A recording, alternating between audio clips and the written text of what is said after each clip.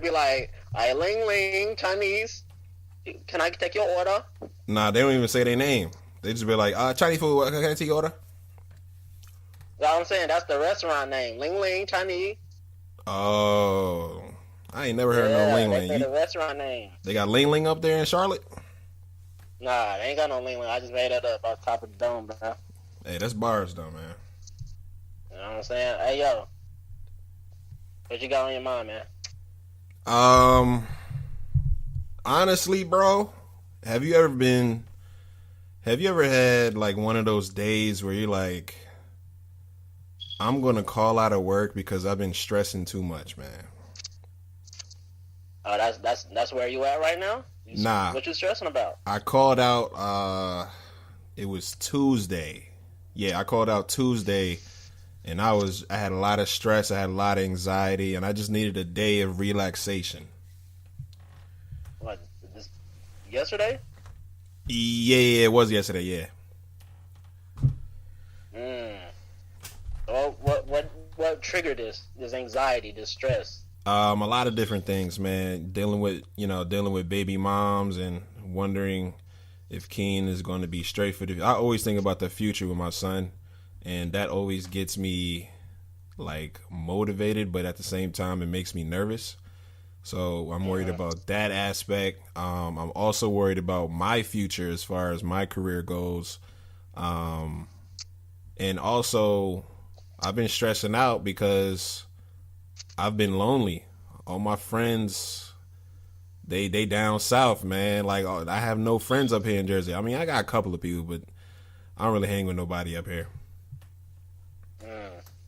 So, okay, so man, I can't really say anything in regards to the son thing. I would imagine that would be stressful. I'm not a parent, so I can imagine that. But in what regards, as far as your career, like what is you unsure about? Oh, no. It's not about me being unsure. It's about what's going to come with it.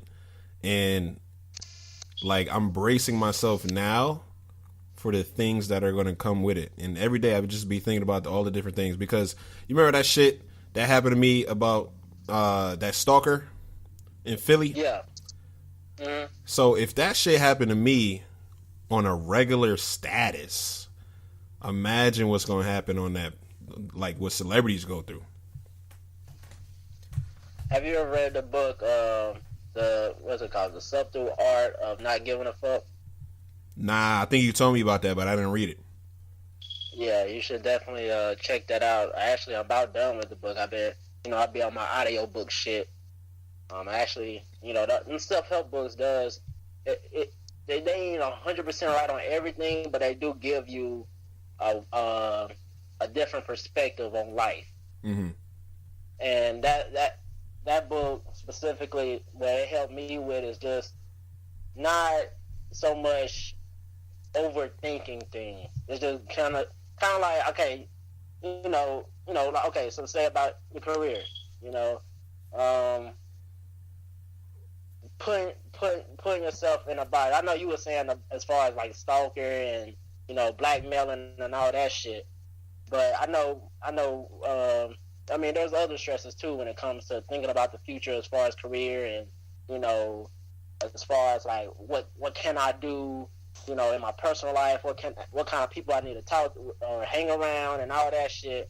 And it's like that book kind of put in perspective, like we put our own self in like a box. You know what I'm saying? Like we have to, like we put in our mind, like we have to carry ourselves in XYZ type of way. And really what the book kind of really gets to is we have to kind of let go of that and just be free, not necessarily trying to fit into a certain box or try to limit ourselves in certain ways and think that, okay, if I do this, then I'm gonna be judged, or you judging others. You know what I'm saying? It's like it kind of takes the pressure off of you when you read the book. It kind of just puts in perspective, like don't put so much pressure on yourself to where you end up overthinking and overly anxious and overly stressed out. Like I said, you just got to read the book. I'm just kind of like just giving like a brief summary, but it does help in that aspect as far as the outlook in those regards. Yeah, that's definitely true, man. Because you can think yourself into a bad mood, and yeah, niggas gotta stop doing that shit for real, for real. Yeah, cause it's like it's just a matter of just putting the energy out there. If you put positive energy out there, even if you gotta kind of fake it till you make it. In certain situations, you don't want to fake it. Like in the book, he said like if somebody dies, and then if somebody was like, well, if their child died, and then they'd be like, well, I ain't gotta worry about their college tuition or whatever. It's like, okay, that you don't want to go that far to kind of, you know what I'm saying? But you want to, in certain situations, you want to kind of think positive and think you want to talk certain stuff into existence and not really worry about the stuff you can't control. In a nutshell, basically. That's big facts, man. I'm gonna definitely read that book. It's a big one. It's a long book. No, I mean I think it's pretty short. I mean I've been listening to the audio on YouTube, so I think I'm on. I forgot what chapter. Because when I listen to books, I don't really care too much about the chapters. It's just I just go through it. But I'm like on the 6th video now. But each video is like an hour long.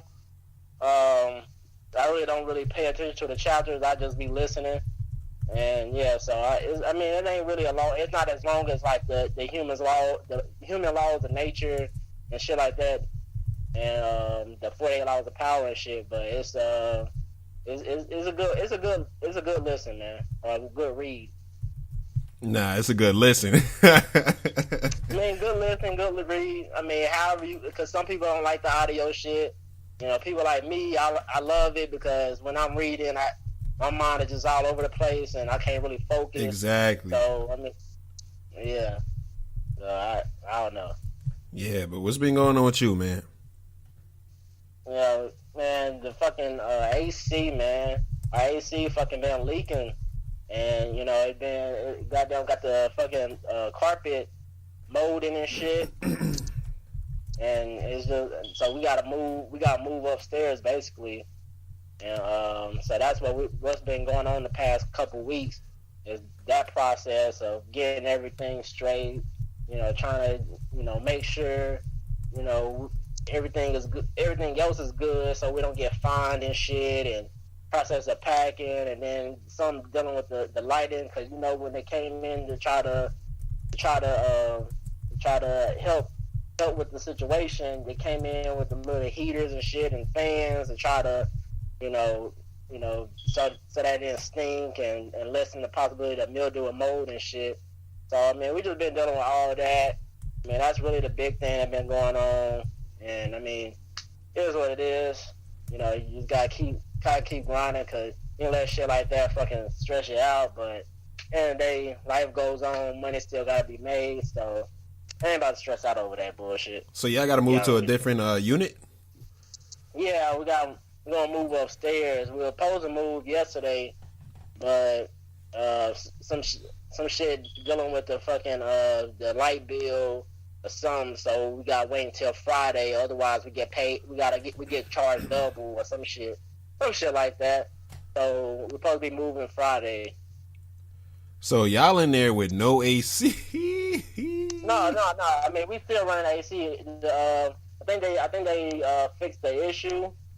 I don't know what was the issue to begin with, but they fixed it.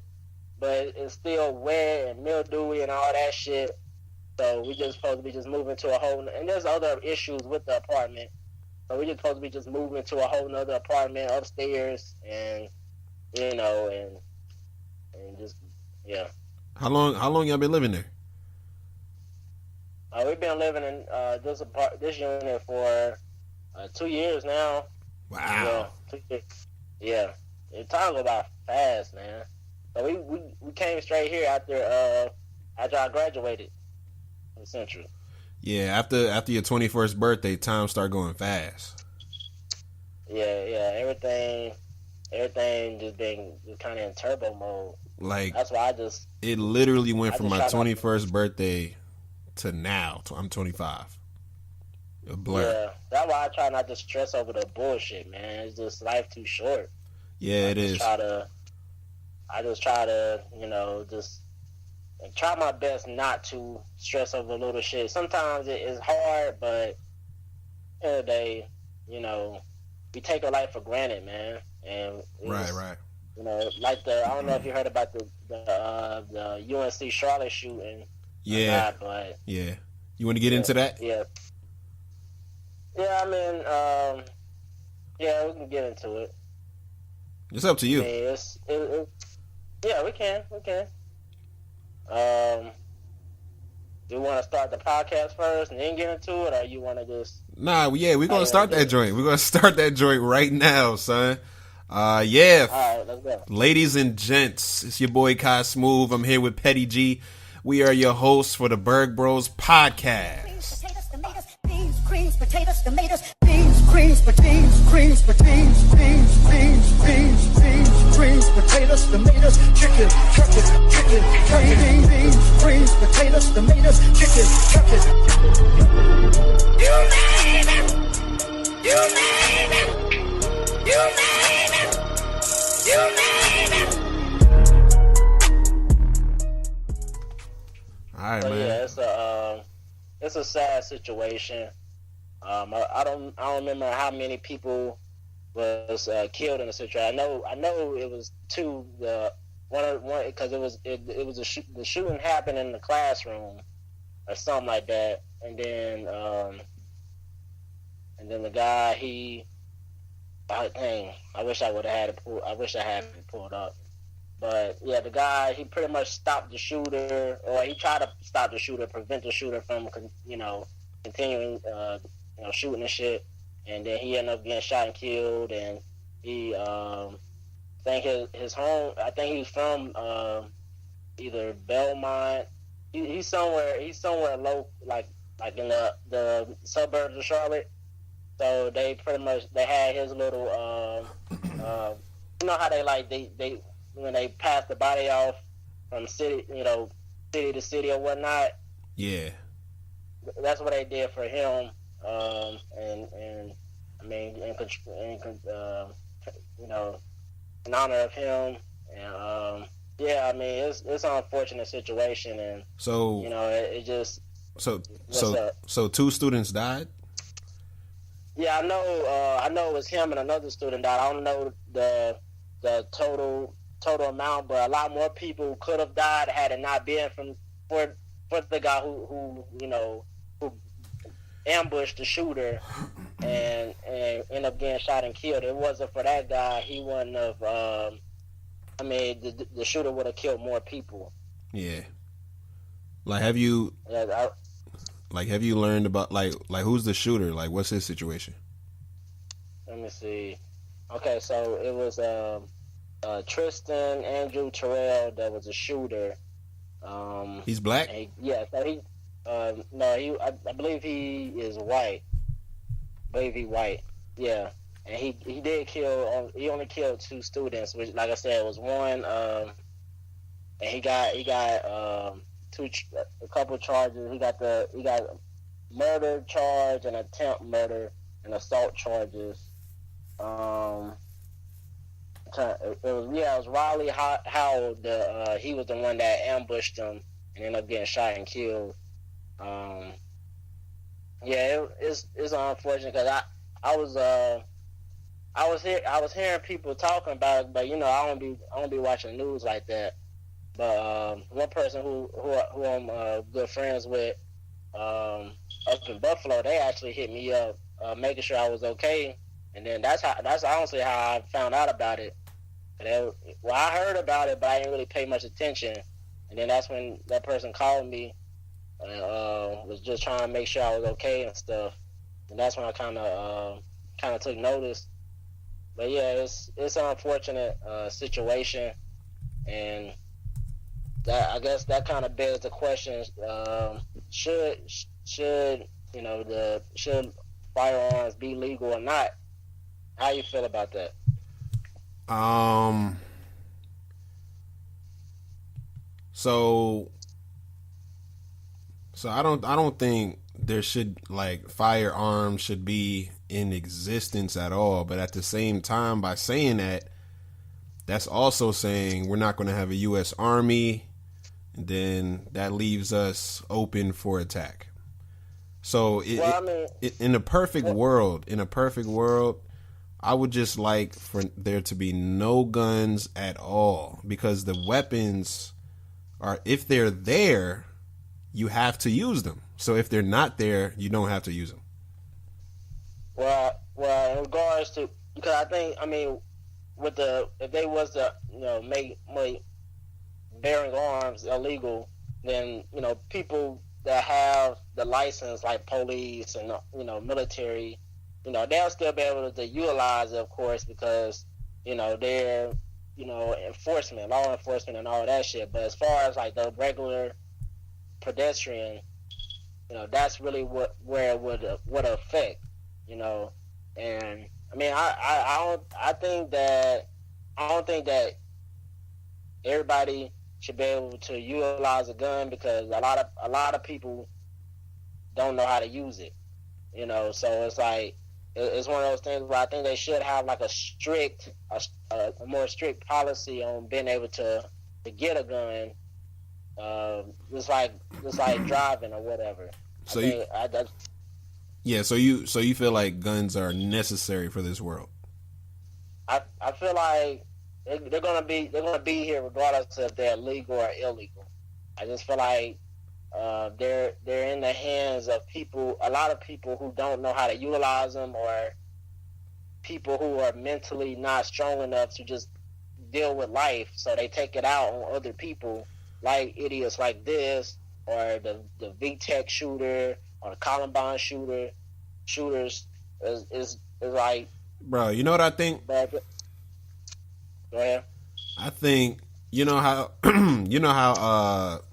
you can go to jail for having possession of drugs. I feel like, I know this is never going to happen, but I just feel like if you have a possession of a gun, like you said, if it's illegal or legal, it's still going to be here, right? Just like drugs, if it's legal or illegal, it's still going to be here. But what they do is crack down on the possessions, so you can go face time for that. So I feel like that should be the case for guns. Yeah, I mean, I don't know. I don't know what they gonna really do. I mean, there's so many situations. Cause I think about a lot of stuff. Like I do worldly thinking, bro. And like, if this world didn't have those things, man, less killings, bro. Less of these shootings. Less of these quote unquote accidents. Yeah, but then you gotta think about this. Think about the fact that these mass shooters, they go to places where they know people don't have guns. Like, you go to a school where a lot of people don't have guns, or you go to a Vegas strip where people is just trying to have a good time and drinking and gambling, and they ain't got guns. Well, in this case, that dude was a sniper. So even though the niggas had guns, they couldn't even do shit. But you notice that these mass shooters, they don't go to like a ghetto or something where there's a possibility of danger. You know that they don't go there, or like they don't go to an area where they know there's gonna be like people with guns. Yeah. They go to an area where they know they're just innocent victims, and they ain't have no kind of firearm or nothing. Right. They just go in there and they just attack them, and it's like you ain't pulling up in the hood of LA. You ain't pulling up in the hood in Atlanta or in the hood of New York like that. You ain't doing that, because niggas gonna pop back off at you. Damn sure ain't pulling up in Chicago with that bullshit. Exactly. Chirac, you damn sure ain't going up in there. That hit you before you even pull out your gun. You cross the border and they hit you. So and that's the argument there. Should more people have guns in their hands to avoid situations like this? Nah. And that's where the kind of back and forth is. It's like, will more people having guns solve the issue or just increase it? But from the cases that we're seeing, that it's just one person doing a mass shooting. It ain't like it's numerous people, having a shootout. It's just one person just mass shooting people without firearms. Yeah, and you know the truth, bro, and it's a sad truth. The truth is there's never going to be a solution as far as gun control. It's never going to be a solution. Oh yeah, and let me right quick for the listeners who like these idiots don't know nothing. Okay, so UNCC students, Reed Parlier, sorry if I mispronounced that, 19 years old, of Midland, from Midland, I'm assuming North Carolina, and then Riley Howell, the hero who prevented the shooter from killing more people.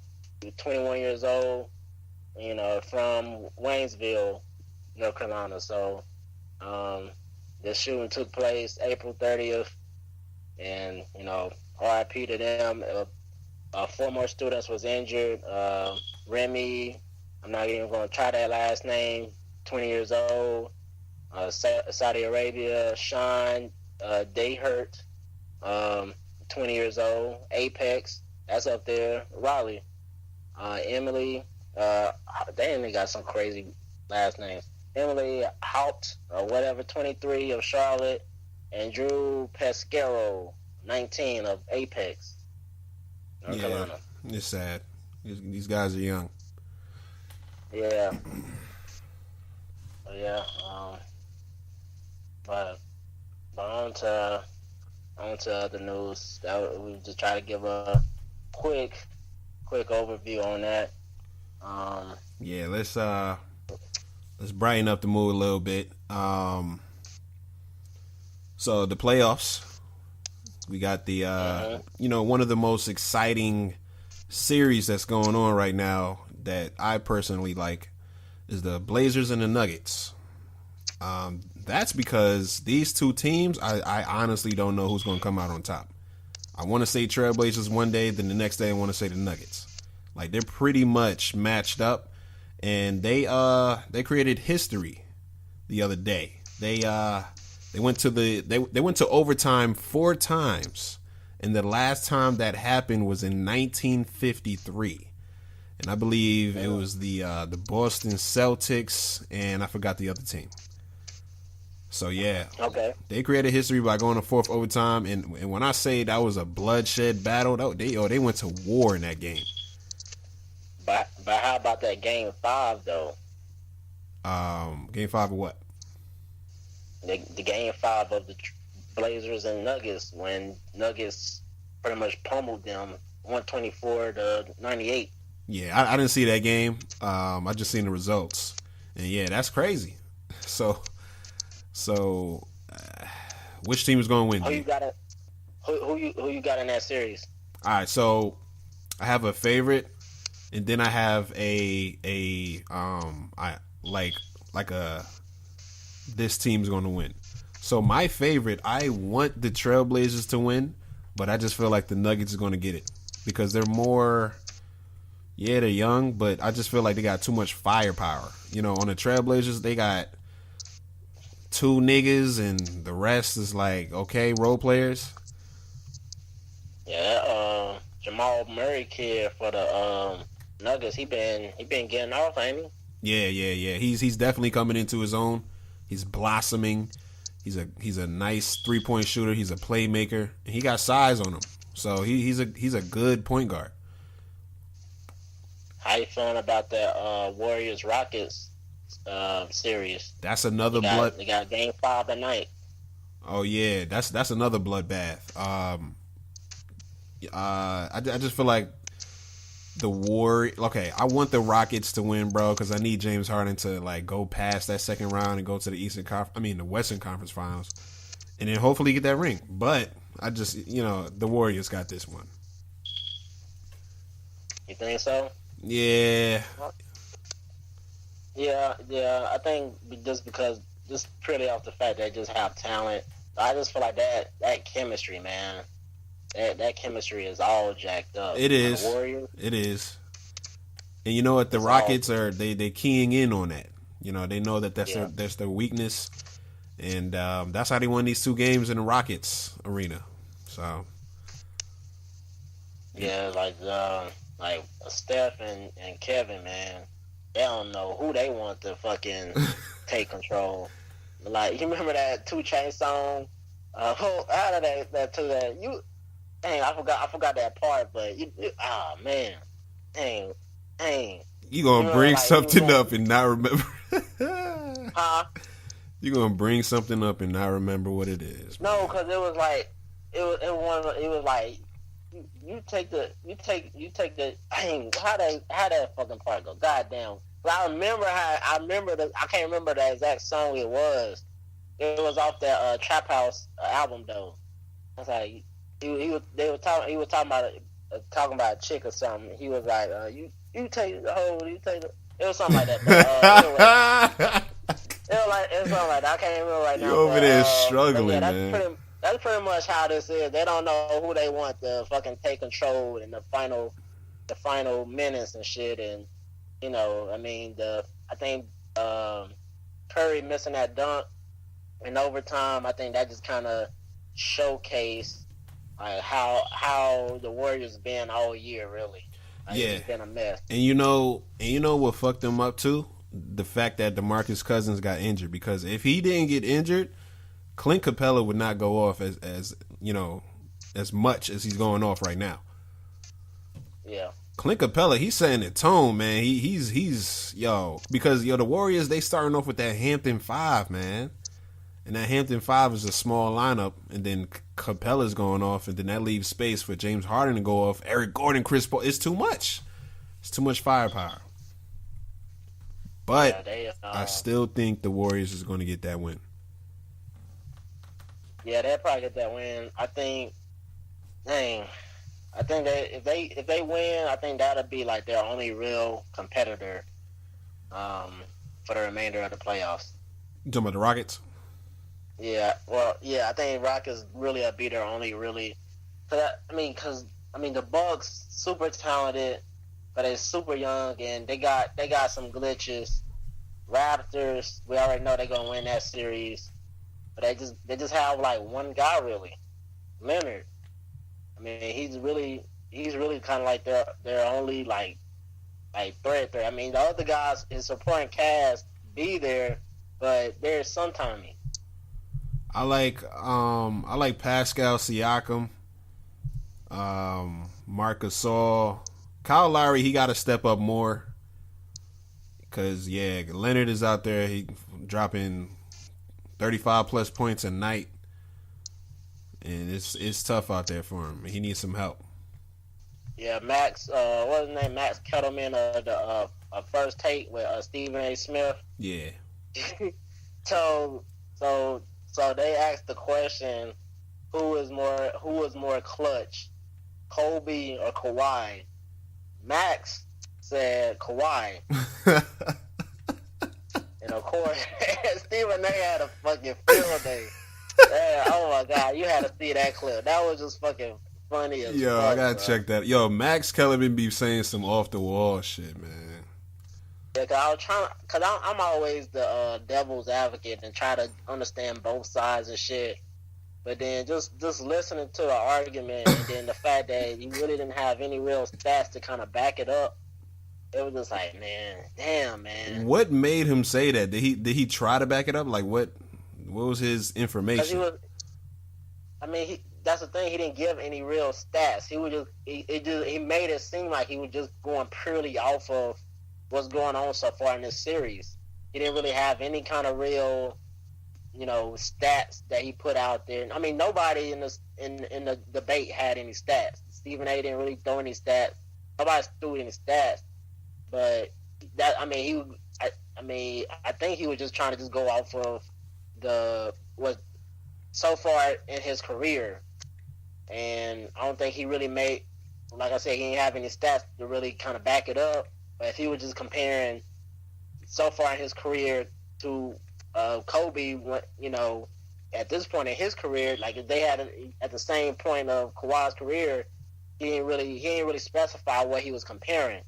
So it made it seem like he was comparing Kawhi with, you know, his small sample size to Kobe's whole career. That would have seemed like, but that of course you can't do that. So he didn't really specify what he was comparing. And then Stephen A. just, you know how Stephen A. get, he just go ape shit when he get upset and Holly just over it. Yeah, it was just a fun thing. But yeah, shout out to Stephen A. though, because he got that huge contract. I don't know if I said that before, but yeah, shout out to that man. He making bread. What's his contract? I forgot. It's in $10 million probably. Is he the highest paid ESPN analyst? Is he an analyst? Yeah. He the highest paid right now. Over Jim Rohn? I know they were saying Jim Rohn was like the highest paid at one point. I mean, you gotta look it up. I don't really know, but he got a big. Come on, dude. He got a huge contract, man. I seen that shit in the news. This is the Burg Bro podcast. We don't know what the fuck we're talking about. And we are opinion based. That's what we are. But yeah, okay. Oh yeah, and it was Jay Williams' reaction to what Max said was priceless, bro. Yo, Jay, yeah, I like Jay Williams, bro. Like I agree with most of his statements. Yeah, you gotta watch that video and how he reacted. His reaction was priceless, bro. Like he stood up like he about to walk. I think he eventually walked off the set. That is crazy.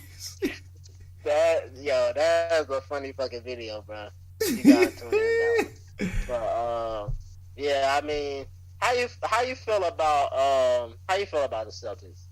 But your twin Kyrie Irving. Yeah, that's my guy. That's my cousin, actually. So the Celtics, you know, they're all over the place because it's like, you know, I mean, I'm just, you know, drawing from assumptions. Maybe Kyrie is on the court, you know, trying to win games for the team, but the team was kind of like, yo, watch out, dog, because, yo, we kind of went farther in the playoffs without you. And with you, we losing games. With you, we should be breezing by these playoffs and going straight to the finals. But they struggling because there's just too many people that are good on that team that are not getting enough minutes. So I just don't feel like they're going to go far, and the Bucks is going to just clean sweep them. Yeah, and I think that's why Irving can't really be in that next tier of I think he a solid player. You know, of course, you know, eventually make the Hall of Fame and all that shit. But he ain't in that echelon like the Larry Birds and Magic Johnsons and Kobe Bryants and LeBron James. He ain't in that tier. Michael Jordan, of course, is the tier. But he's not in that tier because for that very reason, because he don't make the people around him better. He only hinders them because he's a ball hawk. The same criticism Harden used to get is what Irving has been his whole career, really. And the only reason it worked with LeBron is because LeBron is a natural point guard. He wasn't a ball hawk. He was the anti-ball hawk. Yeah, so he worked. Yeah, that worked out lovely. Like, that worked out perfectly. Yeah. So this whole thing with Irving and Durant possibly getting on the team in the Knicks, like it wouldn't make sense because that's the only reason why Durant left OKC because that's how Westbrook played. That's how he played. But I feel like I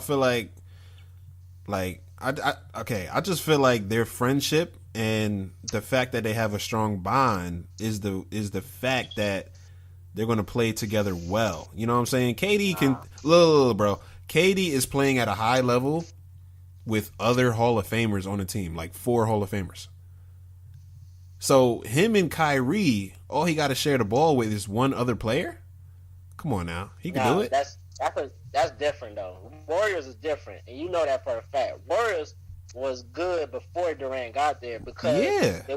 they were selfless. I'm They were saying not. I'm saying if he can do it on that team, he can do it on a team with Kyrie. But the mindset is different. But that's what I'm saying. The mindset is different. Warriors is a selfless is a group of selfless individuals, from a Curry, from a Klay Thompson, from a Green. They're all selfless. The star players that you're referring to are selfless, and that's why when Durant got there, they welcomed him with open arms because their gameplay warrants selflessness. So you allow somebody who comes in who was selfless when he was with OKC. Now you allow him to be the star and really get into how he truly is and become a true man. But look, bro, in the league. When Kyrie played with LeBron, Kyrie wasn't always the man every game. LeBron had some games where he was the man, and Kyrie had some games where he was the man. It was not like Kyrie had the ball all the time. But he didn't have the ball all the time. But LeBron pretty much said, "Okay, I'm here. I'm Magic. I'm gonna feed you." And then whenever Irvin wasn't popping like that, then Irvin was like, "All right, bro, you help me out." Exactly. That's when LeBron stepped in. That's not how. But that's what I'm saying. That's not Durant's gameplay. Durant is not a pass first player. He's a attack. If he don't get warmed up early, he had to warm. You had to. Durant is a type of player that had to warm up early. Like he had to he had to get his shots. Let me ask you this question. So you're saying if you have two ball dominant players on a team, it can't work out? Yes. Bro, what? When in history have that ever worked out championship wise? The Miami Heat. No. LeBron wasn't ball dominant, and D Wade wasn't ball dominant. Bro, it was 1-2. It was a 1-2 punch, ball dominance from both of them. But D Wade is not a ball dominant player. He's not even a shooter like that. He just stepped up when the team needed him. Even when LeBron got there, he handed over the keys to LeBron. That's how selfless he is. That's the case of two selfless superstars being on the same team. Superstars and ball hogs are two different things. They was just two selfless superstars on the same team. Kyrie and Kevin Durant are essential superstar ball hogs. They need the ball in their hand to contribute to the game. If not, then they're kind of worthless. I mean, the analytics show that Kevin Durant, when he's the highest scorer on the team, their record is not really all that good. The same with Kyrie. So that's an example of why there's a difference between superstar ball hog and superstar assist first guy. And the Heat had two assist first guys or selfless players on their team, and that's why that worked. When you have two ball hogs on the same team, that's when there's some friction. See, with the Rockets, Chris Paul, he's not a shoot first. He's a pass first. That's why it works. He's a superstar that's a pass first, and Harden's a superstar that's a shoot first. I guess that makes sense. I'm trying to think, like, this whole time you've been talking, I've been trying to think of two ball dominant players like that had a championship level team. Think of one. Even the Bulls with Pippen, he stepped in when he needed to. He wasn't a ball dominant player. Only Jordan was. Yeah, I'm trying to say he wasn't even a point guard. You had Kerr, you had Paxson. You had true point guards that fed the true shooter in Jordan, the true scorer in Jordan. So that, like in every aspect, even with the old school Celtics, old school Lakers. That was a pass dominant, and that was a shooting dominant. True shit. So that's why I think commercially, if KD and Irving goes to New York, obviously it's a huge market, and if they have a winning season, of course, in the Madison Square, of course it's gonna bode well for the league, for the team, for everybody. But as far as them winning a championship, it's not gonna work. Yeah, you stumped the Schwab. I remember watching that shit in the morning before I went to school. Yeah, man, it was a classic. That shit was lit. Yeah, that shit was lit. How you think he doing these days, man? I don't know. Who was that nigga? Who is he? Yeah, he was just like just some regular fat nigga. Just, like, it's like everything though. It's like, did they do auditions for that role? Like, how did that come up? I don't know, man. But that was a classic. And then the ESPN fucking damn. What's the black dude name that died? He died a few years back. You know, the dude with the glasses. What's his name? He also came on that morning. Damn. I can't think of his name. Yeah, I don't know. Damn, man. Well, come on. You know who I'm talking about. The black guy that died. Yeah, on ESPN. He was a part of ESPN. Oh, you talking about the yeah, I forgot his name too. The glasses. Shit. Oh, we a sports podcast. Goddamn, man. Yeah, yo, he was nice, man. I miss him. It was Scott. It was it's Scott. It's Scott. Man, we tried.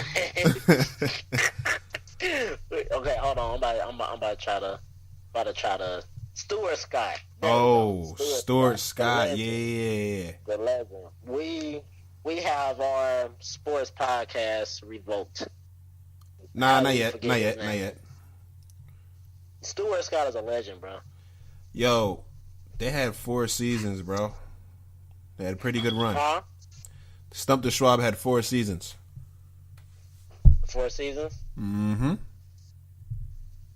Yeah, it was Stump for during that time period. Stump the Schwab or whatever the fuck his name is, and then Stuart Scott. They was killing it in the morning. Yeah, they definitely were. That shit. Damn, man. He led the way for black people in that realm, in that field, bro. Yeah, he definitely did. And he added what white people call spice to television. Exactly, and that's how we got the Stephen A. Smiths of the world, and that's why Charles Barkley was able to kind of get in that realm, because it started with Stuart Scott. Yeah, he laid that foundation, man. Yeah, that's very true, and we dog. forgot his name. I mean, you got Scott. You got, at least you got the last name. He was like the Allen Iverson of broadcasters. Word, I like that. I like that analogy. Yeah, Allen Iverson. He added swag to the fucking NBA, bro. And he ain't even know it. Yeah. He was like the bad boy. The bad boy that had a task and cornrows and shit. That was popping back in them days. You know what I'm saying? But NBA was all about that clean cut. I mean, honestly, the Michigan Four, they did their shit too, though. Yeah, that's true. Remember they were wearing the long. They started the long short trend. Yeah, and that was going back in time. Like, niggas is wearing short shorts. Yeah, and then I think that was 95, 96 when they came in and started rocking the long shorts. It was Chris Webb and the other guys, Jalen Rose and all them niggas. Yo, have you ever seen Chris Webb play live, like a game? I seen him play. I seen him play like on. I seen him play live, not in person, but live on TV. Yeah. Like, I only seen him his highlights. I've never seen him on TV, bro. Yeah, he was nice. You know what I'm saying? Like, what kind of... He's a power forward, right? Like, what kind of power forward is he? Yeah, he was more like the low post, if I remember correctly. He was more of the low post type. Low post, mid-range, get your rebounds. He was, because, back in them days, you didn't have to be the shooting power forward. Mm-hmm. You could be just like the strong power forward, like a Tim Duncan type nigga. Like, you ain't have to be the shooter. See, now you have to be a shooter. You have to be a shooter if you're a power forward. Only centers nowadays get the luxury of not having to be able to shoot, and even centers now can shoot. So it's like everybody on the court had to be able to shoot now. And bro, I don't like that. I like it, but it's like damn, like these centers got a lot of pressure now to shoot that 3-ball. Yeah, I don't like that either because it takes away that post game. That true post game. That post game is very I get excited with that post game. I think now with more center shooting that open up guys like James Harden to do that ISO ball shit. Yeah. Can you imagine like a Kobe Bryant or Michael Jordan in this era? Sheesh. With the big men being out of the low post and just being able to do ISO, straight ISO the whole game. Yeah. Yeah, they would have scored 60 at night. Yeah, Jordan had a dunk over Kareem Abdul-Jabbar every fucking night.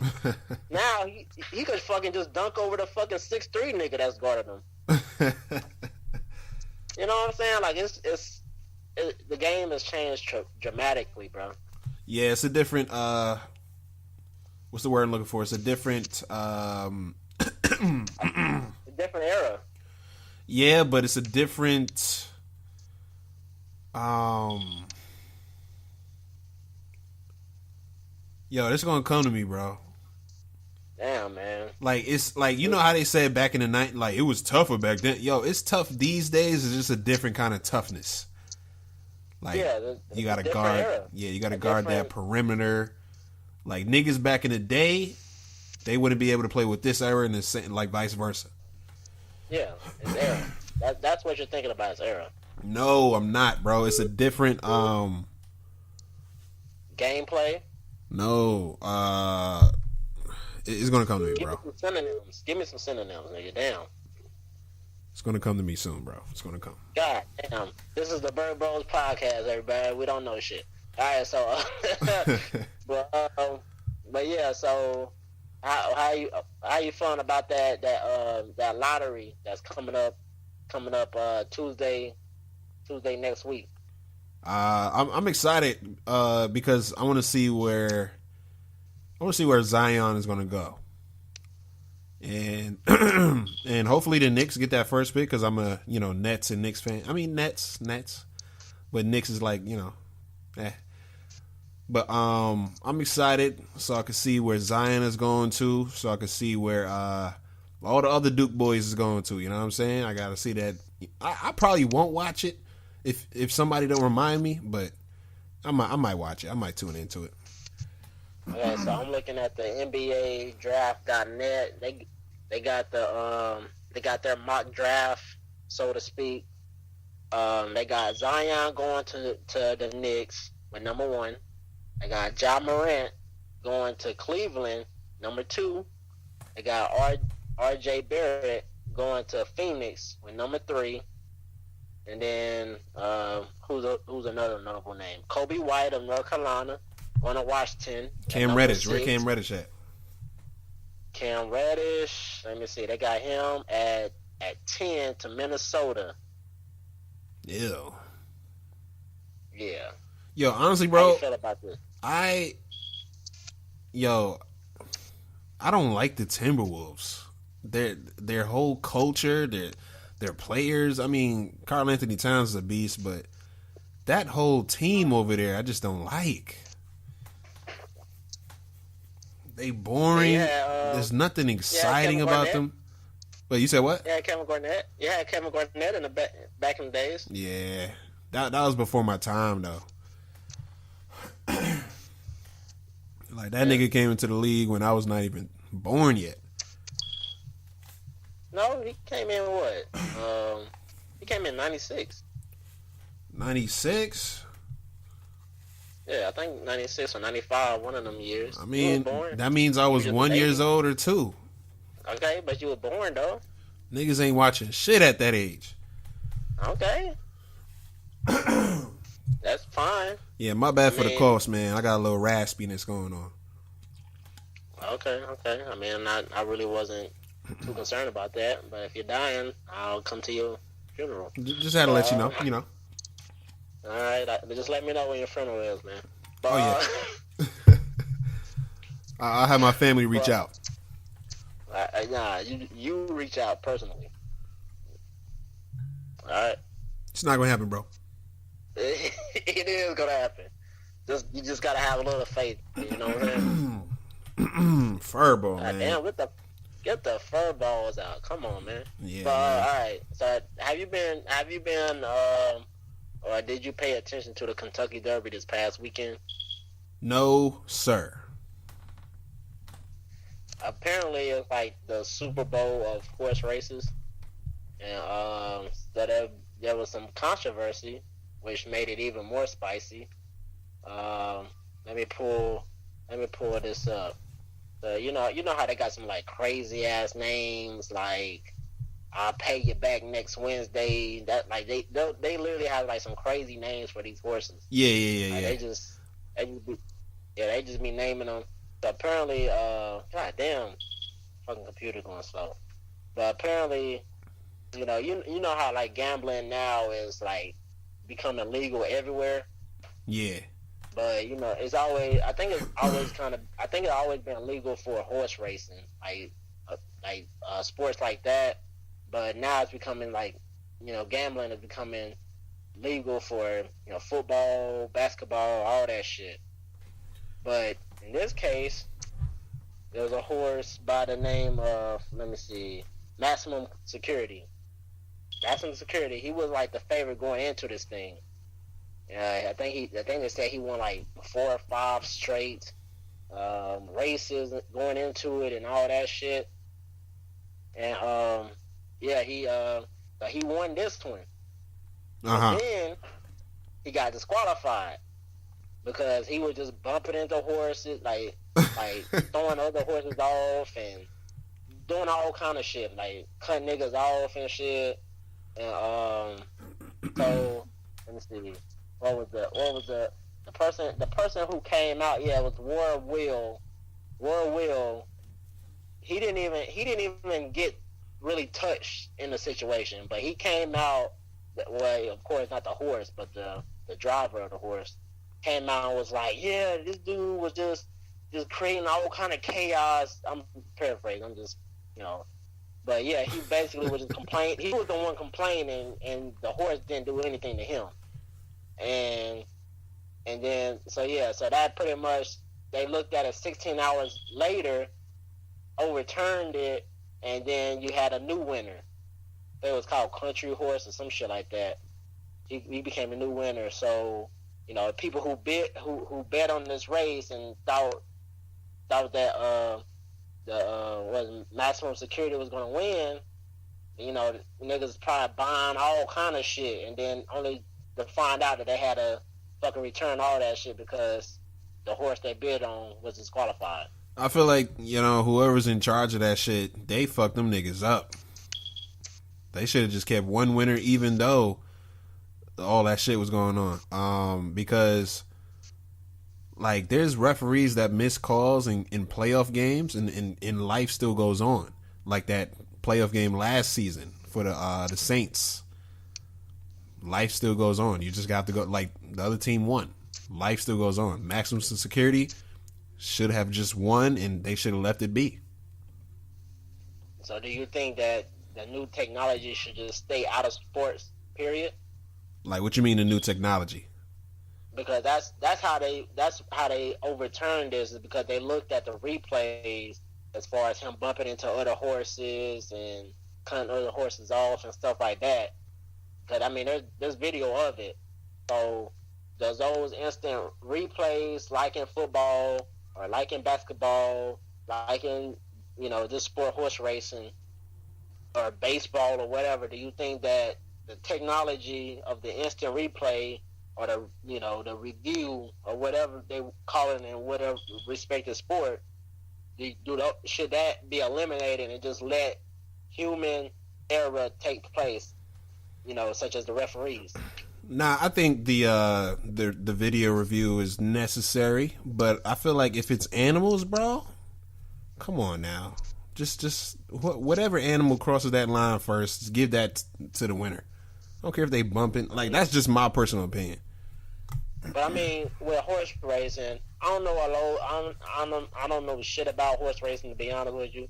But I do know that if you sit here a horse bumping into, because if a horse break their leg, they pretty much gotta get shot in the head. Damn. You know what I'm saying? Like it's like that. You know that. We know that. We know that from growing up. We know that if a horse break their leg, then the owners pretty much shoot them and just finish them off because they're no good.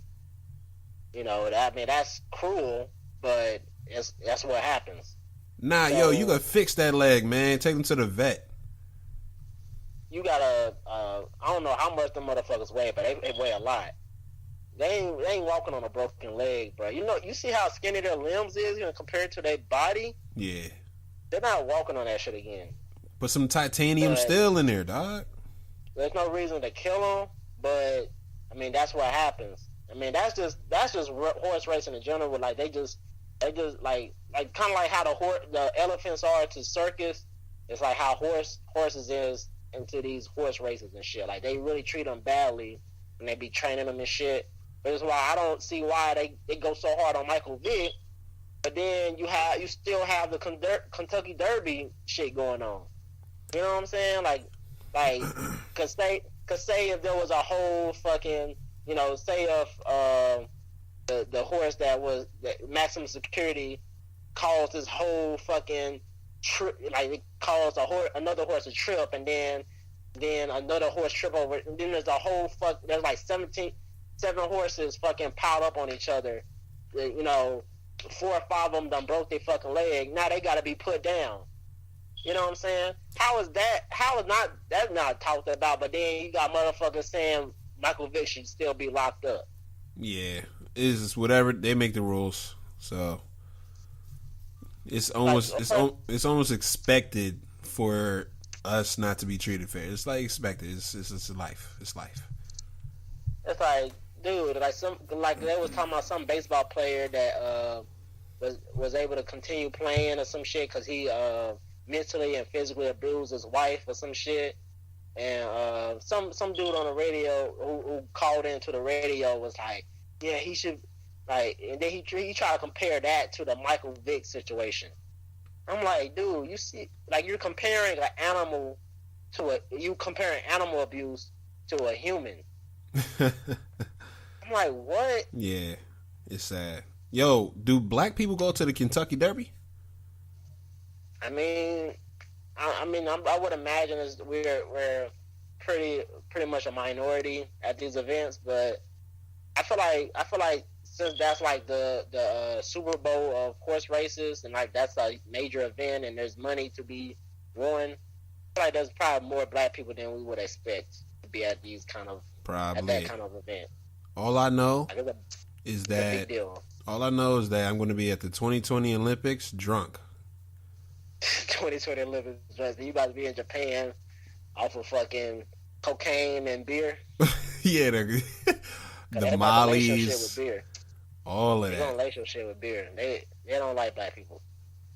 Fuck. Like every culture don't like black people. That's cool because we the littest, and they try to be us. I mean, hey. Nah, but speaking of drugs, bro. Speaking of drugs, have you heard of D'Angelo Russell? His situation.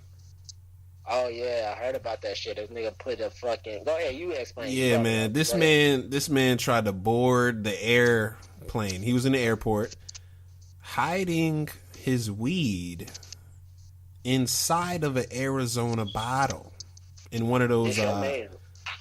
Yeah, this is my man's, but you know, he's starting to slack, man, and I'm like, come on, man, not a player on the Brooklyn Nets. And here's why this situation is funny, is because you're not allowed to carry juice, any bottle, nothing on the airplane. They tell you to throw that shit out. So the fact that he tried to hide weed in the bottle, it was just all around dumb. It was just all around dumb. It felt like he never been on a fucking plane. That's what I'm saying. I don't know I don't know. Maybe he was already high and he just did some high shit. Yeah, that's y'all star player right there. Yep, that's our star player. No, but like, bro, I feel like they're making the situation too big. Like it's a small news story, but they're making it too big. And I'm a conspiracy theorist, bro. And I feel like they're making it big because they're trying to keep this motto that D'Angelo Russell is a nutball. Like he's a nutty guy. Like, you know what happened with the whole Nick Young situation. They're trying to keep that motto out there of D'Angelo Russell so he won't make a name for himself. I'm a conspiracy theorist, bro. Nah, man, he does this to himself, bro. Come on, man, you can't. Like, I'm with you if it was like a real legit conspiracy, but come on, dude. This is not your first. Like, I can see he never been on a plane before, but he's done been on planes before because he done been in the league for a while. Right. He played college basketball. You don't been on an airplane before, so this whole notion, I didn't know. It's like, come on, dude, you're a dumbass. Nah, I mean, he didn't say, like, nobody knows if he didn't know or not. I just know that it was just a dumb mistake. I mean, but if you're somebody who's been on the plane numerous times and you know what the TSA that do and do not allow, you know that they don't allow that shit. Yeah, I don't know. I don't know what he was thinking. He wasn't. That's the problem. Yeah, but you know what this situation tells me, G? What? This situation tells me that a lot of these players, they smoke weed. Yeah. A lot of these players smoke weed, bro.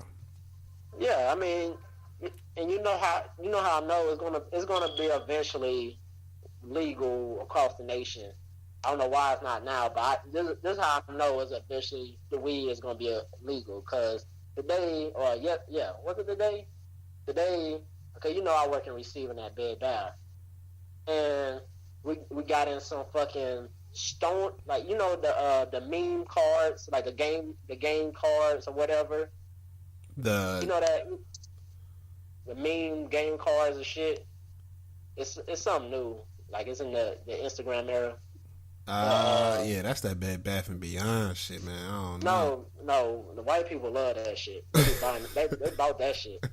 But we got in some ones for the stoners. Like, you literally had weed plants on the shit and said for stoners, meme game. Wow. Mind you, this weed is illegal in this state. Yeah, that's why America, they don't know what they want to do, man. Just... And then we also got in some cannabis healing cream or some shit. You know, like for aches and pains, we got some cannabis like healing ointment or some shit. Yo, I'm gonna tell you the truth, bro. It really works. Like, if you're sore from working out, if you're in pain, back pain or anything like that, yo, just, you know, spliffy up, and that's gonna, like, it's gonna relax your muscles, and, you know, it's gonna, like, you're gonna feel better, bro. Like, I mean, you should try it one day, bro. I know you're a little wary about it, but, you know, one day. I'm not.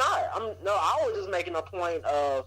After this, if you want to have a real conspiracy, that's what a conspiracy is.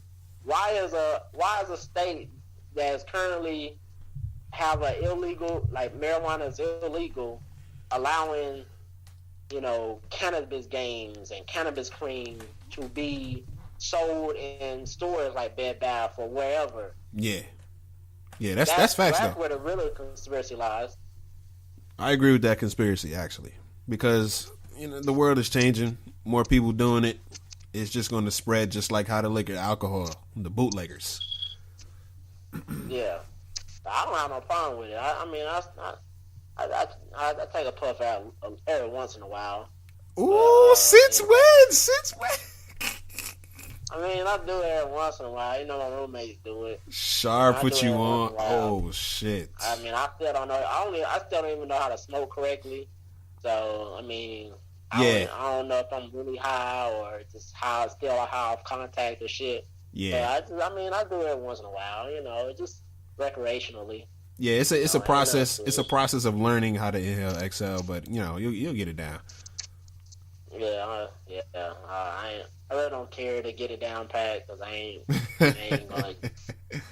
really about to turn into that. But me personally, bro, I'm not even a stone. Like I just, if it's there, okay, all right. But I'm not gonna those stoners, bro. They be going out there, they be buying whole apes and shit. That's just not me. If I'm at a little function, a little kickback, a little giddy, you know what I'm saying? I'm gonna tap that shit. So was the other week when you said you was driving home, was that the highest you ever been? Nah. The highest I ever been. Let me see. Let me think about that. I mean, when I first, one of my first situations, I'm pretty sure you remember this situation when I was over there with our guy, and the room was spinning and all that good stuff. But yeah, the first time that was the highest, and then man, I can't think of another time. Yeah, the highest I've been was off a fucking edible. I mean, I think I told you this. When I tell you this? I think this was a couple weeks ago when I told you this about the damn manager. Well, the dude I knew, his manager gave him the weed, and then he let me get some of that, and then, long story less long, I pretty much woke up in the middle of the night and the room was fucking spinning and I couldn't even stand up to go piss. And I thought I got laced by crack. That was the highest I ever been. Yo. And I was just like, man. So you was scared. You was scared. I didn't know how to feel in that situation. It was just crazy. I thought I was drunk. I was like, hold on, I didn't even drink. It was ridiculous. It was ridiculous. Yeah, I think, man. And the thought that popped in my mind was like, thank God that this didn't happen while I was driving. Oh yeah, hell yeah. That would have been crazy. Yeah, you would have ended up like me. Or maybe even worse. You were just on some. You just were just confused. But I literally could not function. Bro. I wasn't. I couldn't function, bro. I thought I could function, but I was like, hold up, son. Why am I doing stupid shit? Let me take a break from this. So I had to take a break. Yeah, I don't know, man. I just, I say I can't be no smoker. I just stick to my alcohol. Yo, have you tried anything different as far as alcohol wise? Let me see.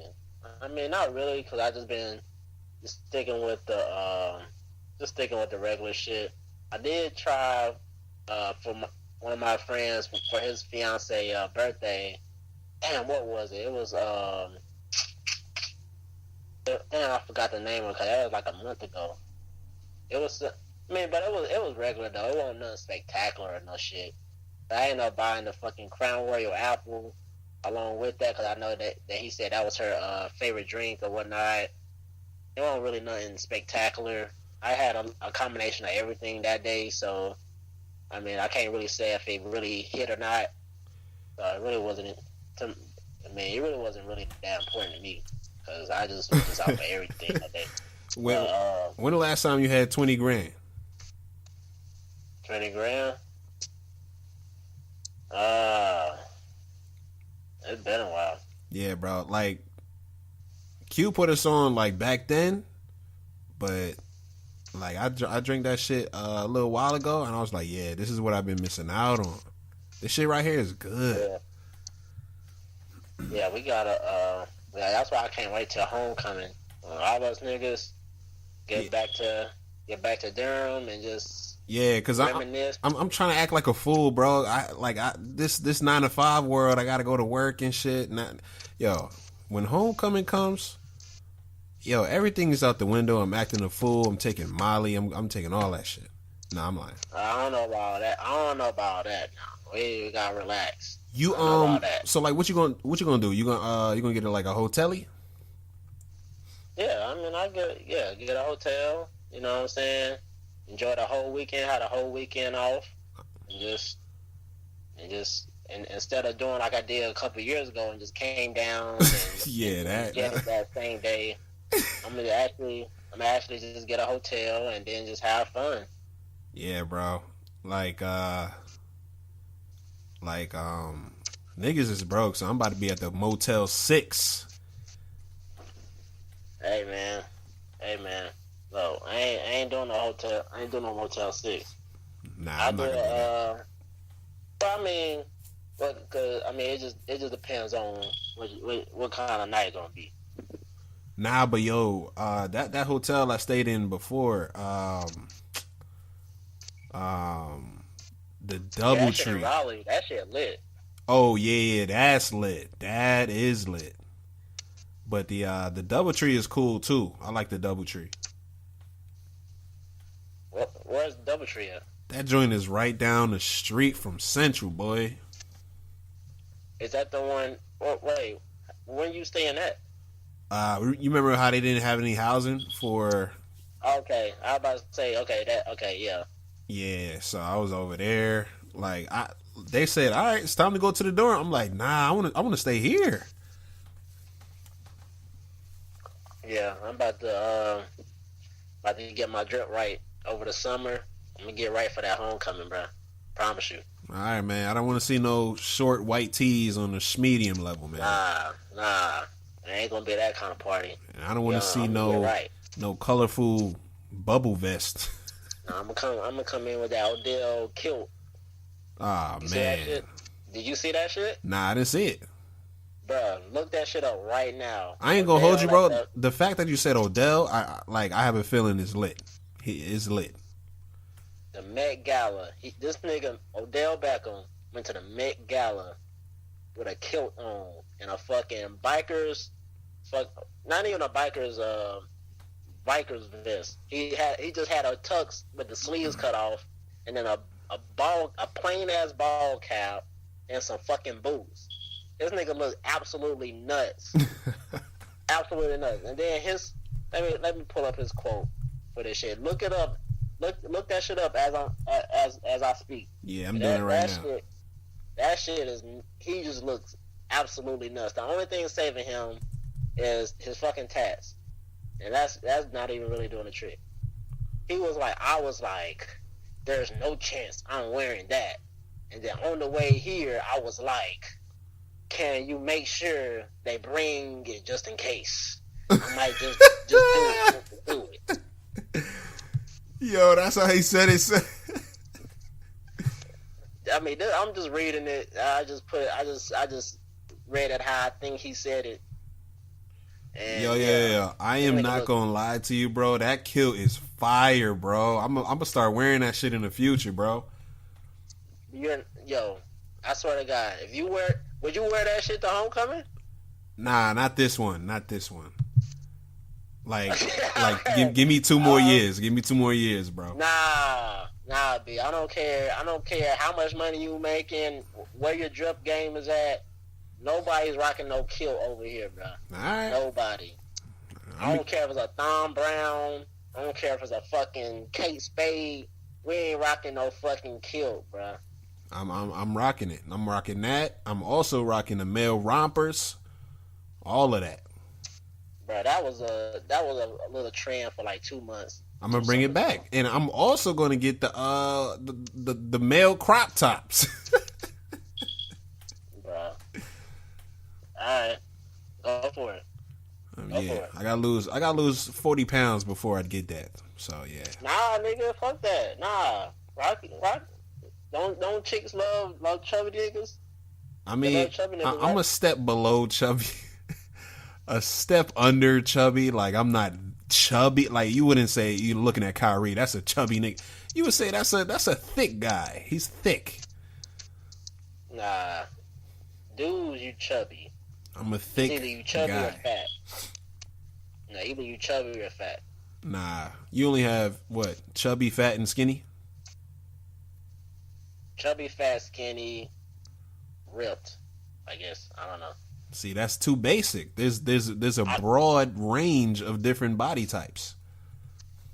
I mean, but you what chick is looking at a nigga saying, "Yeah, he thick"? A lot. I like chubby niggas. A lot. I like fat niggas. What chick is saying I like a thick nigga? Bro, what? Where you been at, bro? Bro, you okay, well, granted, I've been on a rock. I don't get on social media, so I don't. Maybe that's a new trend. Maybe that's something new. Bro, you hanging out at Bed Bath and Beyond too much, man. You got to get out there. What? Okay. Is that a trend right now? Nah, niggas? You a trend right now. I wish. I be banking. Nah, man, but damn, niggas went all the way. Like niggas had a whole 30-minute conversation without the topics, man. But I mean, shit. Yeah, that's good though. Go ahead. Well, it's your turn for the topic, shit. Yeah. I was just about to say. So Brady has been receiving a lot of scrutiny for taking pay cuts still to this day for his team, and I'm like, yo. What are you taking pay cuts for? One, you ain't receiving nothing back. Like what pieces are you receiving for you to take those pay cuts? What you mean? He's receiving Super Bowl rings. Bro, no, I'm saying like for you to take pay cuts, where is that money being dished out to? What star? What star is coming to your team? I mean, okay. Is that a rhetorical question or a real question? That is a real question, bro. All right, I'm about to answer it for you. I'm about to give you a real answer. All right. So the way Patriots is set up, you don't need a star. You just need people who is willing to come in, put in the hard work, and get the job done. And that's how it's always been throughout this whole dynasty of the Patriots.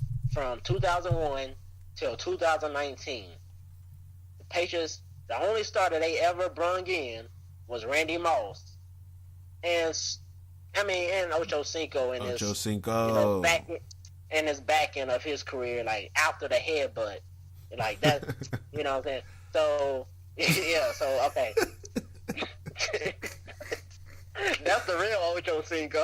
He's the real Ocho Cinco. That's the real. This nigga out here headbutting. Like, what kind of... Son, yo, I ain't never heard... Like, I heard of strangling a John. I heard of slapping. But I ain't never heard of no headbutt. Like, what proposed you to say, I'm going to headbutt this bitch? And Well, like, what? Yo, that shit was strong with his bald head, son. That just... Oh, my God. That shit had a hurt from hell. Oh, man. She was out... That nigga should have been... No, he should have been locked up for that shit. That's a weapon. That's a strong weapon. That's a real weapon. His head is licensed. That's a strong weapon. Like, that's a weapon. Like, his hair is big, shaved, so you can't even have any hair to protect you from the hit. Like, at least, help with the blow a little bit. Like, it's just straight noggin. Yo, in the fact that, he's a silly, funny guy, and for us to hear about that news, it's like, what? Like, what? Chad. Yeah. Anyways. Yeah, get back to that point. Back to the topic. But, yeah, so Patriots has never really brung in superstars outside of a Randy Moss, like I said. And that's smart because instead of investing so much money into one person, you're able to distribute that through numerous players and numerous hard workers, not just niggas with egos, but niggas with that work ethic to want to be better. Those castaways that was said that they're nobodies. That's what the Patriots bring in. They bring in people who's willing to work and fill their role without no egos. And that's why Tom Brady takes those pay cuts, because at the end of the day, he's taking those pay cuts not for those hallmark receivers, not for those those blocking tight ends outside of a Gronkowski and Hernandez. He's taking those pay cuts for his offensive lineman who's protecting him. Yeah, you know that's what? Who he's taking that. You know what? That's a strong point, and I have to agree with that. You know, he's fighting for his legacy now. It's no longer about money, and he's just fighting to further his legacy, and that's going to make him the greatest NFL player to ever touch the field. Exactly, because at the end of the day, before two Super Bowls ago, it was a debate: who's better, Brady or Montana? Mm-hmm. Now it's a unanimous Brady.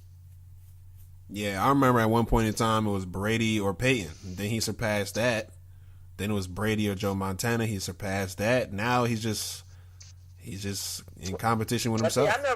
See, that's the thing. I never understood that Brady versus Manning debate, because at that point, because you got to think about it. Before Peyton Manning finally won his first Super Bowl in 2006, like 12 years prior to that, he was just a regular season quarterback. And then Tom Brady at that point already won 3 Super Bowls. So it's like, what is the real debate here? Because you know the quarterback position is rated differently. It's not just about stats; it's about championship. So if Brady already 3-0 on you, then where's the real debate? When that was a debate. I mean, he had Marvin Harrison and who was the other one? He had Reggie Wayne. Reggie Wayne. He had Dallas Clark. I mean, his running backs was decent. Adrian James, Joseph Adai. Yeah, but that's what I'm saying. But that would made him a regular season quarterback, because he had all the stats, but he had none of the championships until 2006. Yeah. And then he won his final one his last year when he beat my beloved Carolina Panthers, which I think what many think was a fluke game, but whatever. I'm glad it did go to him of all people. Cam don't deserve it. Huh? Cam don't deserve it. Expound on that. Why you don't think Cam deserve it? Because he's not a leader. Only leaders deserve it. If he starts showing leadership skills, he's going to get a Super Bowl ring. But he's not. So Rex Grossman was a leader? Now let me talk about that. I'm good. I'm glad you brought that up. When you're not a leader, you have to have a player like Devin Hester. Nah, but yeah. Trent Dilfer. Yeah, Trent Dilfer.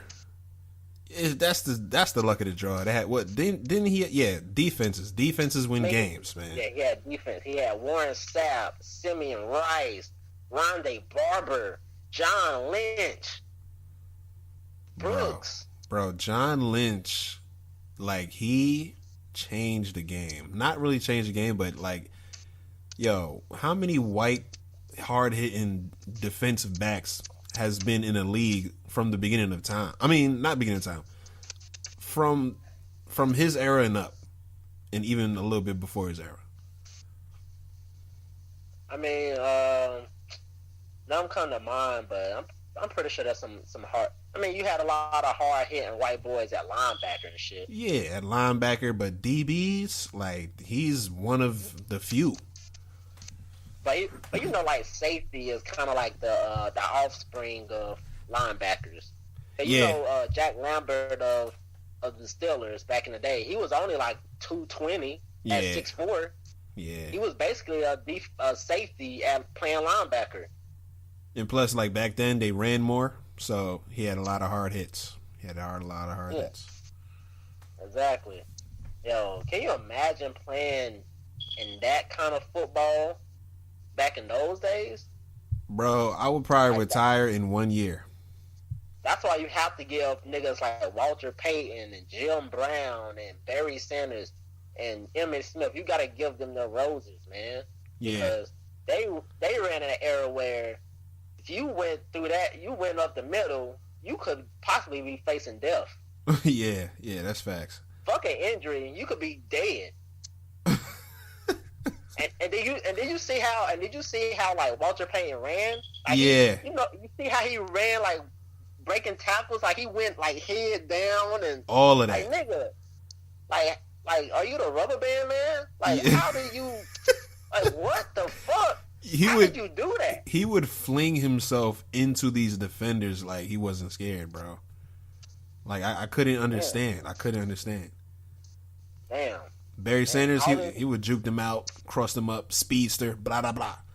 But yo, go ahead. And all Walter Payton did is run hills, man. Him and Jerry Rice, all they them niggas did is run hills. That's it. Yeah, that's all they did, man. Yeah, Walter Payton, bro. That's why they got that Walter Payton award. Hard work. Speaking of award, Panthers unlocked their Hall of Honors again because the fuck ass old Jerry Richardson didn't want to fucking do that shit. So our new owner, he what's his name, Tedder or whatever fuck, not important. Panthers Hall of Honors inductees: Steve Smith, Jake Delhomme, what's his name, Gross, the lineman, and Wesley Walls. Jordan Gross and Wesley Walls. Bro, inducted to the Panthers Hall of Honors. Y'all forgot one. I mean, that's just the new. That was the first ballot Hall of Honors. Nah, y'all forgot a key piece in there. That DN, bro. Julius Peppers? Yeah. I mean, he just retired, though. Bro, I don't care. I do not care. He's a first. Yeah, I agree. No, I agree with you. But I can see why they didn't induct him automatically. I can see why they didn't do that. No, I don't care. They need to get slapped in the face. So you think Julius Peppers, immediately after he just retired, should have got inducted to the Hall of Honors for the Panthers? Yeah. Maybe not the Hall of Fame, but the Hall of Honors for the Panthers? Yeah. I mean, he's going to eventually be in it, but I can see why they didn't automatically be like, okay, we're going to induct him into the Hall of Honors. Bro, and he's a North Carolina native, bro. Like, come on, man. They're going to eventually do it. It ain't like he's just not going to have that happen. You know what I'm saying? Nah, it needs to happen now. The king of all Panthers is Sam Mills. I think that's a unanimous understanding. Sam Mills is the king of Panthers. The 5'9" linebacker who terrorized offenses for years and years, and also played on the Saints, but fuck them. But he was the heart of the upstart of the Panthers, and I'm glad they already had a statue for him, and he was already honored before this. But I think that outside of Sam Mills, I think the best player and my personal favorite player, I think Steve Smith is the best Carolina Panther to be on that to step on that field. Expound on that. Like, what makes Steve Smith your favorite player? The heart, like the fact he was 5'9", $180, and he played like a running back at the wide receiver position. Mm-hmm. Like he was stiff arming dudes. His fight for the ball, his aggressiveness, his the chip on his shoulder, being drafted in the 3rd round. Like he was just hungry. He just wanted it, and you could see that in every play. He just wanted it. He just brought so much fire in each catch, even if it was just a 2-yard gain. He just brought so much energy to the Panthers, and he was a key piece to both Super Bowl appearances. He was a key piece. He was in the 2015 Super Bowl, and he was in the 2003 Super Bowl against the Patriots. He was a key piece. He was the heart and soul of that Panthers for those years. Yeah, Jake Delhomme played a key role from 2003 to 2010, 2011. But Steve Smith, throughout that era and slightly before that era and slightly after that era, he was the heart and soul of the Carolina Panthers. Yeah, he was. And that's why he was my favorite player, because it's like I knew if you threw the ball to him in clutch moments, I knew that he was gonna make the play. And let me not forget about Muhsin Muhammad. He also, I hope that he eventually get in the Hall of Fame, but he should definitely be in the Panthers Hall of Honors, in the future, down the line. I don't know. Definitely should be. And Ricky Pro. I don't know about Muhsin Muhammad being in the Hall of Fame. No. You ain't. Take it from a true Carolina Panthers fan. The year before he went to the Bears, he was 32. He led the league with 16 touchdown receptions. In one season? In one season. At 32, right before Carolina let him go, he led the league with 16 touchdown passes. And then he was with the Bears for 2 or 3 years. He came back and still put up 5 touchdowns and over 900 yards. I mean, I gotta see his career. No, take it from somebody who watched. Like, I'm a diehard. Like, I know more of the past Carolina Panthers than I do their current roster. That's how big of a Carolina fan I am. And this guy was a pivotal part outside of Steve Smith in that receiving core. Him and Steve Smith, without Muhsin Muhammad, Steve Smith ain't getting the looks that he had for those seasons prior to Muhsin leaving. Bro, Kelvin Benjamin is better than that nigga, bro. No, that's disrespectful. I'll fight you, nigga. I'll knock the block off your goddamn tooth, nigga. Don't ever say it in your life. Yo, that nigga Kelvin Benjamin is better. Nigga, I'll come up there and shoot you right now. Fuck that shit. Yo, we just talked about guns, man. No guns in America, dog. Nah, fuck that. I'm bringing the guns back. Shoot your ass. Saying some bullshit like that. Nah, but I'm gonna give him his respect. Yeah, I'm gonna give him respect, man. Maybe he should be in the Panthers Hall. What does they call it? The Hall of Honors. Yeah, Hall of Honors. And that's what I'm saying. I can list all the Carolina Panthers that I remember, man. I remember. Remember? You remember. Yo, dog. Yo, maybe it's late. I'm tired. I had a long day, bro. But I'm just laughing at, that freaking dang. Yeah, George Lopez shit. But okay. Let me list off the Panthers that I grew up on. Steve Smith. I'm gonna start out with him. Steve Smith, Jake Delhomme, Muhsin Muhammad, Brad Hoover, John Casey, Julius Peppers, Mike Rucker, Mike Minter, Dan Morgan, John Beason. Let me see. Chris Gamble, Bruce Brinson. Yeah, Brinson Bruce. That nigga was all everywhere though. He was with the Saints and the Steelers and all that shit. He's not really important. Chris Jenkins. Let me see who else. Thomas Davis. Let me see. Stephen Davis. I don't know why I ain't say him earlier. Deshaun Foster. Let me see. I remember the Sean Foster. Sean Foster. Damn, who else? Let's see. I mean, Captain Motherland, but he kind of. I mean, he did do a the Sean Foster, he was like an everything back. Like he was like a do it all kind of back. Like he wasn't too strong in one aspect. Like he was kind of do it all. But he was a better backup than he was a starter. Okay.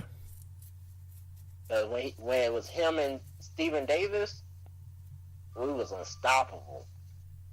And it was y'all best running back core was when y'all had Tolbert, Jonathan Stewart, and D'Angelo Williams. Like nobody was stopping them three. I mean, they was one. It was 1A, 1B, or however that goes. I feel like we forget how great that backfield was because you had Steven Davis, Deshaun Foster, and Brad Hoover.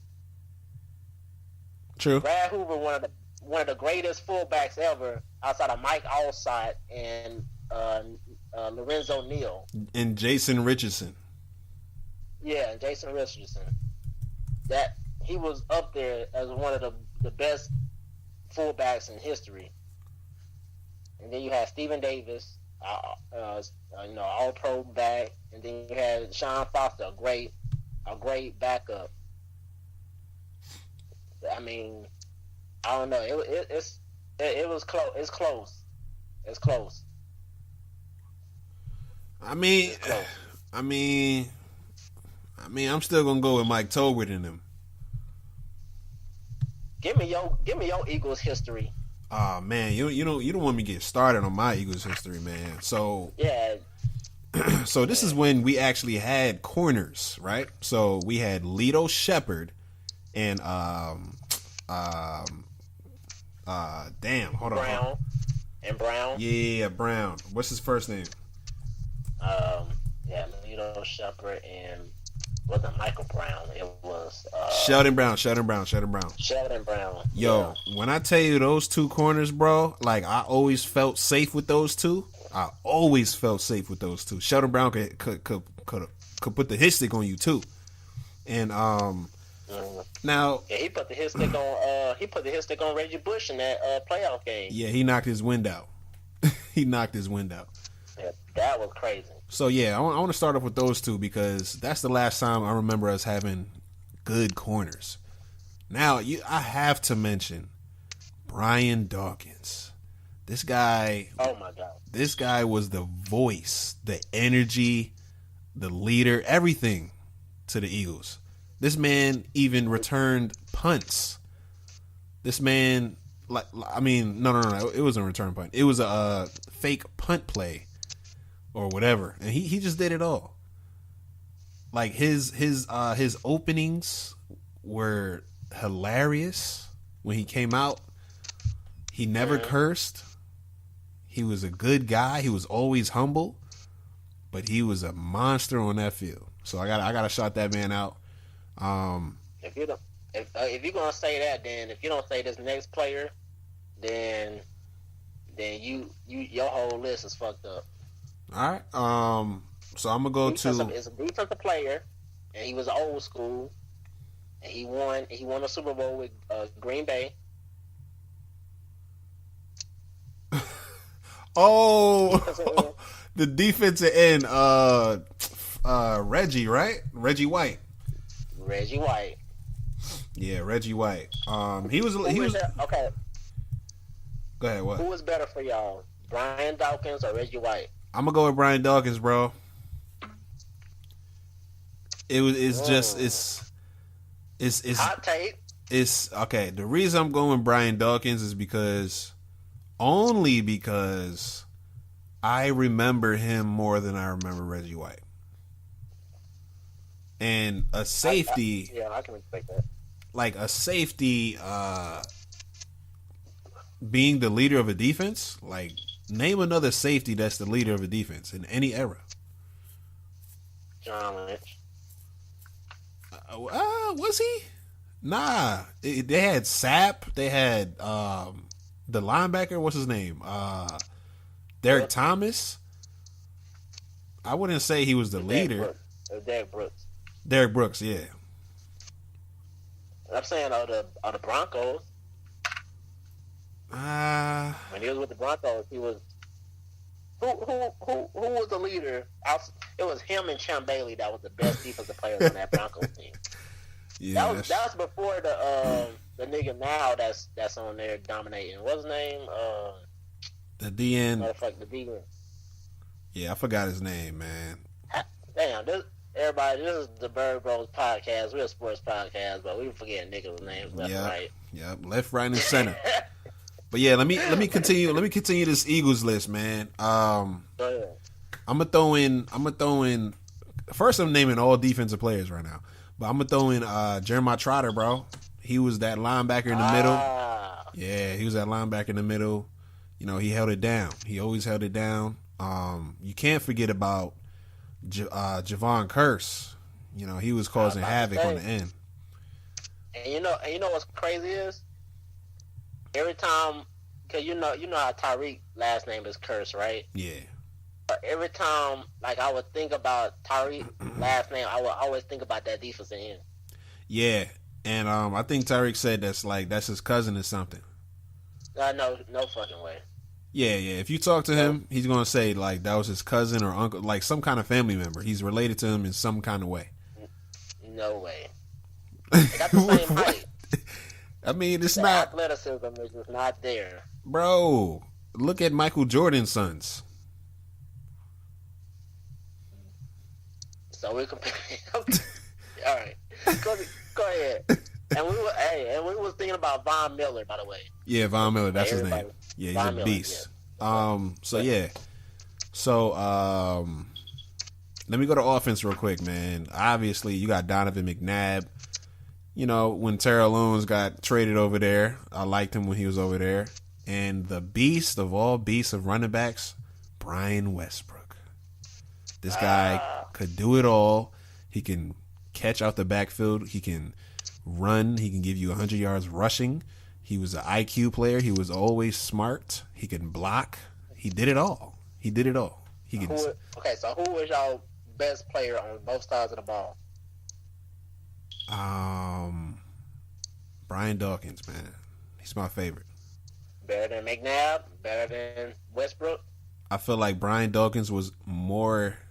Yeah, McNabb. It's like 1A, 1B with Brian Dawkins and McNabb. I will say this about Brian Dawkins. Like he was like you know how WWE is like they're characters, right? Yeah. Like you can't see them in personal life. Like you just see them as a character. Right. You can't see them as a human. Like Brian Dawkins was kind of like that figure. Like you couldn't really separate him from football. Like you just seen him as a football character. Yeah. And that's not a slight to him by any means. Like he was just so talented. And then, like you said, the way he came out onto the field and the way he even tackled. Like he tackled niggas the way he came out onto the field. Like he was just like some kind of fucking mutant animal or some shit. Yeah. Like he was just ridiculous, bro. So I'm not mad at that. Yeah, man. Like he was a beast, bro. He was a beast. And like we still had we still had man, why am I forgetting names? Yeah, we still had Jason Peters back then too with John Runyon. The offensive lineman. Yep. John Runyon was there too. Yep. Freaking who was our tight end, bro? I used to kill Selleck. Nah, it was somebody before Selleck. I remember when Selleck came into the league. I know what you're talking about. He was like 6'6", white boy. Damn, what was his name? Yeah, man. It's a bad day. We forgetting all names.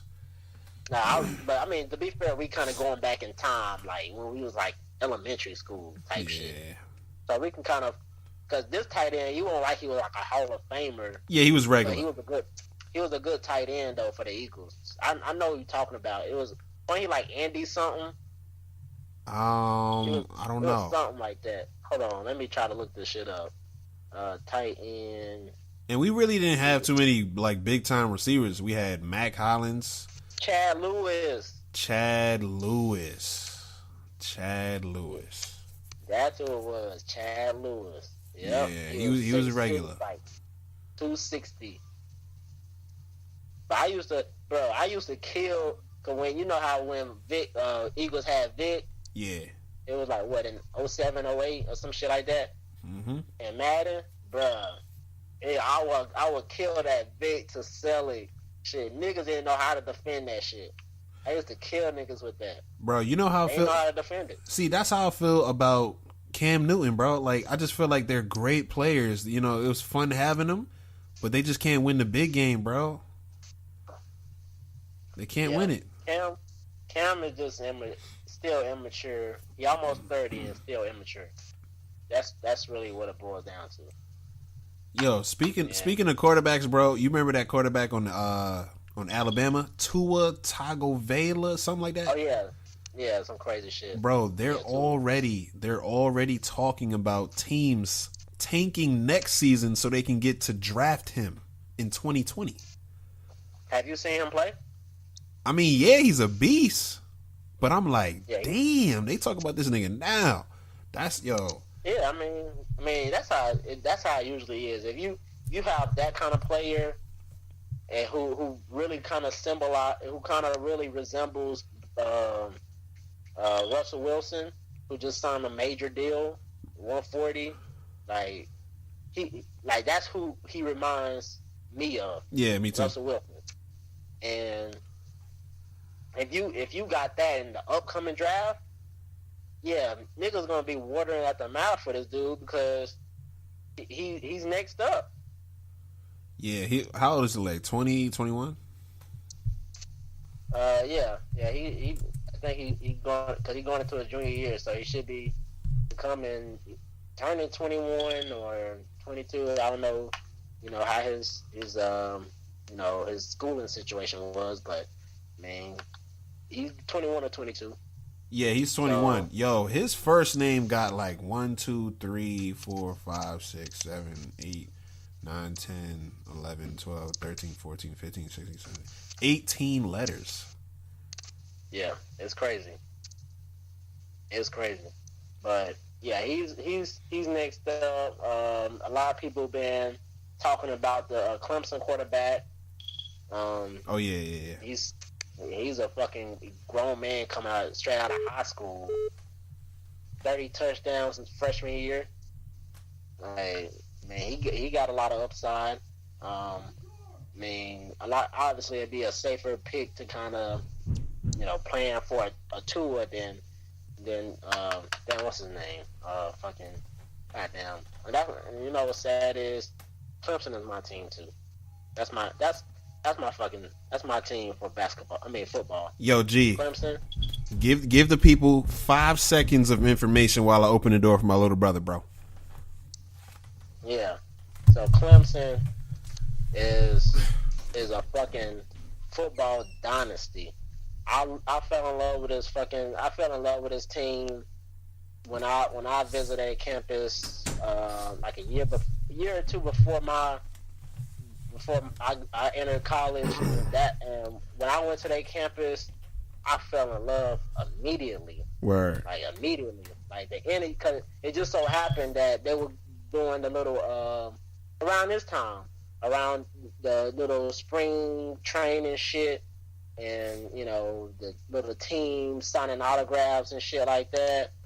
And I don't know why the fuck we ended up on their campus, but we just went through their campus and yeah, it was just, oh my god.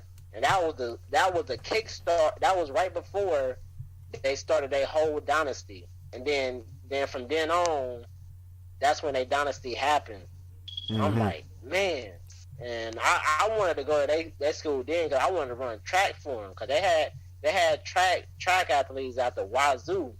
You know what I'm saying? And I wanted to be there, but bro, I ain't get no track scholarship. I ain't get no fucking track scholarship. So you explain the story maybe once a day, bro.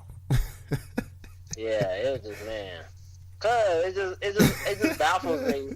It just baffles me. Like, I don't know. It's even with the high school I could have went to, Scotland High School. Like now they the dynasty, and I went to middle school with a lot of them niggas. Like at the start of that dynasty, like before they dynasty, obviously the high school dynasty, and they was pretty good back then too. But then a lot of the dudes I went to middle school with went on to kickstart that dynasty, and I was like, damn, I could have been a part of that. Yeah, I feel that, bro. I feel that, dog. So it was just like with high school and college, how them dynasties end up becoming the beat, and then in track, run against, and didn't even know this. Actually, I went to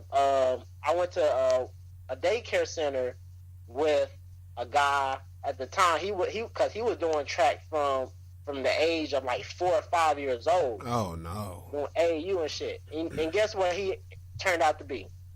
What? He ended up breaking the record for the fastest high school 100-meter time in history. In history of the world. Damn. He ran a 10 flat in high school. Yeah, he's going straight to the Olympics. And little Cherryville, North Carolina. He's 23 now. He was only a couple years younger than me. He done signed a deal with some Asian shoe company or whatever. He's a professional track athlete now, sprinter and shit. But he broke the record for the 100-meter in the world. He had the fastest 100-meter in the world for that age group. Like, yeah, it's ridiculous. Yeah, like that's flat for 18-year-old in high school. Yeah, that's phenomenal. Like if I don't, I went to daycare center with this nigga. Word, man, you should have got his autograph back then. But see, and that's the thing. I was looking at him, I'm like, damn, he do like a little track stuff. Cause back then I cared about football. That's all I cared about. Right. Football. So I'm like, and all he did was track. And even then, you could tell he was a track athlete. Like he had the track build back then. Yeah, 4 years so old. Like, it was just amazing to see that he was like a freshman or sophomore when I was a senior, and he swept the states in 100 meters, 200 meters, and 400 meters. It was amazing to see. Like to see this person, like I knew him from like when he was 4 or 5 years old, to then grow up to be a professional track athlete. It was like just amazing. So he about to be our Usain Bolt. I mean, I hope that is the case, but a lot of times when these child prodigies they hit a certain plateau, and then they just kind of just level out their whole career. So I hope that's not the case for him, but that's usually how it turns out in track and field, unfortunately. Yeah, I mean, we'll see. I'm rooting for him. Let's see what happens with that. But yeah, Trevor Lawrence, that's the QB I was talking about, the quarterback I was talking about for Clemson. Yeah. He's the next coming too. Trevor Lawrence. He a beast. Yo, this man, dang, he's 19, bro. 19, 6'6". Wow. Yeah. He's gonna be definitely a top 5 pick in the draft. Yeah. It's man, we're in a new day and age, man. Like these like athletes are just bigger, faster, stronger now. Yo, bro, you remember how the 70s of basketball and the NBA, it was Magic and Bird? That was the 80s. Oh shit, yeah. I mean the back end of the 70s, the 80s, yeah, the 80s. So yeah. So I'm pretty sure, like, I have not a theory, but a statement, one of these strong statements. All right, you ready for it? I'm ready. The 80s era was just as exciting as the era now. And I feel like the 80s era and the era now were bigger than the 90s era. Now, here's why I say this. The 80s era had two juggernauts. It was a story. It was Magic against Bird for that whole 80s era, right? And this era now, it's a story. The Warriors and LeBron. But in the 90s, the only story you had was Michael Jordan dominating. The greatest basketball player in NBA history. Yes. But the fact that there was like a push from two sides, like a good versus evil, if you say, Magic and Bird. But you had Houston, though, in the 90s, too, who won those two back-to-back when Jordan wasn't in the league. Now, G, how did they win those two back-to-back? They won it without Jordan in the league. Exactly. It was Jordan all the way. It was one story, Jordan. He didn't have anybody to push back on him like Magic and Bird did, and LeBron and the Warriors. Now, I will attest to that because even though that was slightly before my era, because I was born in 94, just kind of just studying the history. I mean, you still had the Pistons, who was very, very strong in the 90s.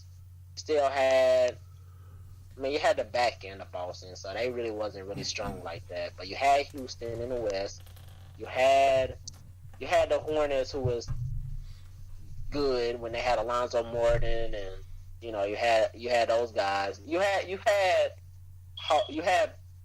talent in the league at the time. You had the Jazz. You had the Jazz with Karl Malone and what's the white boy name? John Stockton.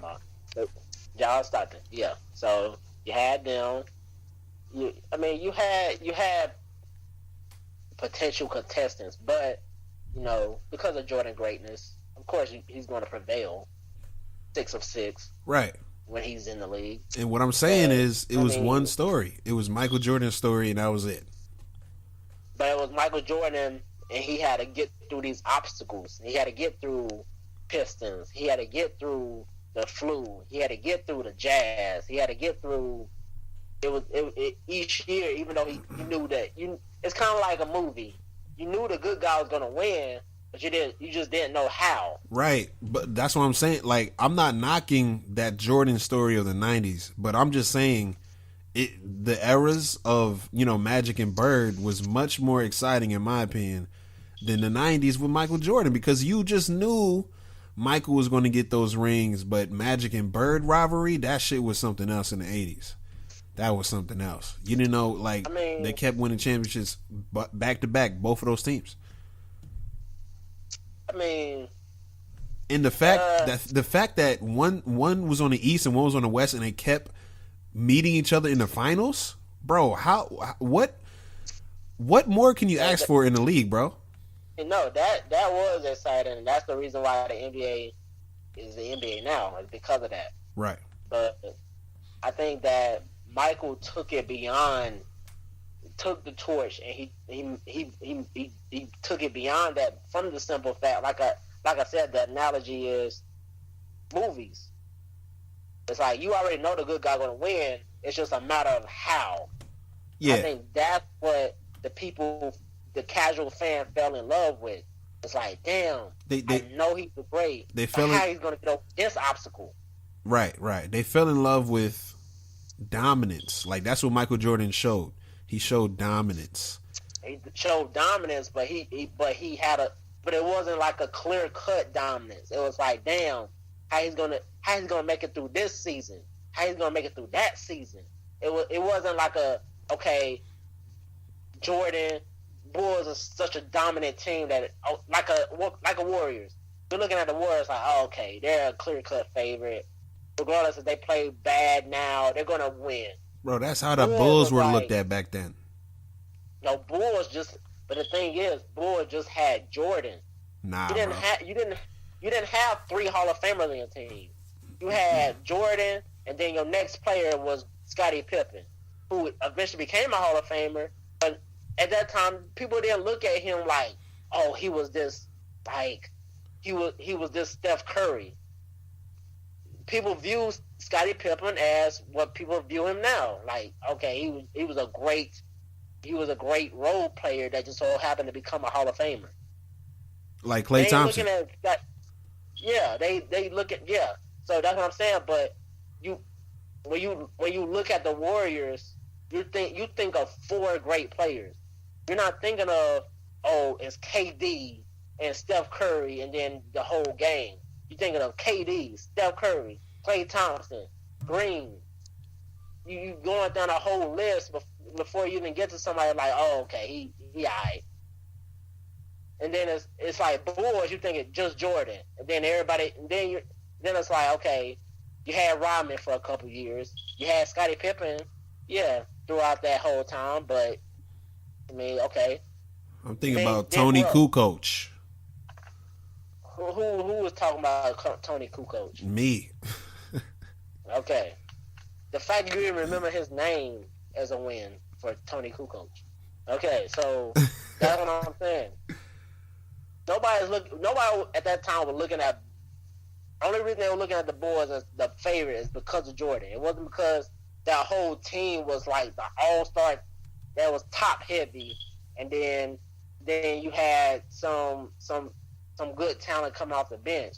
It was just they looked at the Bulls as Jordan, and then he had a good sidekick in Pippen, and then because Jordan was so great, they were going to win. Right. Fuck everybody else. Mm-hmm. And that's what made it interesting, because then it was Jordan versus Pistons. It was Jordan versus Celtics, or Jordan versus Houston. Jordan versus. It wasn't Bulls versus. It was Jordan versus. Nah, but look, bro. Like, I get, like, I'm not knocking the story of the 90s. I'm just saying a more exciting story was the 80s with Magic and Bird, and this era with LeBron and the Warriors, because there's pushback. Yeah. There's a rivalry. Like, Jordan really didn't have a rivalry. He just had dominance. He dominated anybody who stepped forward.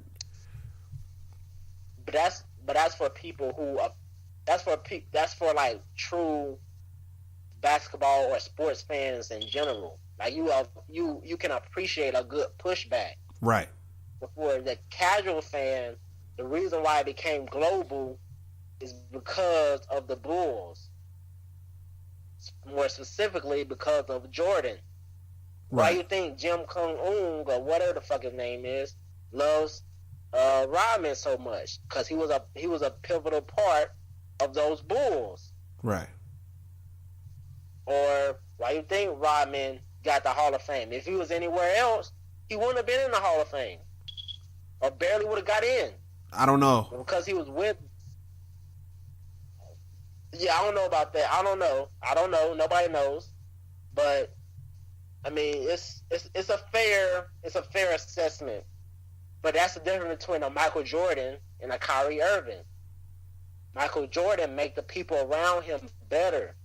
Even though he was an ISO player, he was a ball hog, he still made the players around him better because of how he treated the players around him. I can't say that about Irving. Can't say that about Durant. I mean, you can't even say that about Kawhi. To be honest. It's just different. Like, the Celtics have a different system how they play their offense. Jordan, they played the triangle. Like, Jordan was in a system, whereas Kyrie can kind of do a little bit more with the ball. But Kyrie don't make the players around him better. James make the players around him better.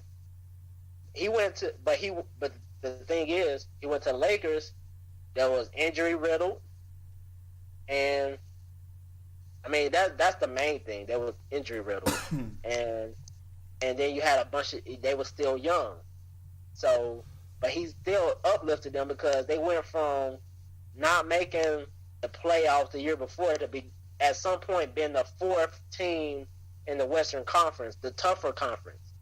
Mm-hmm.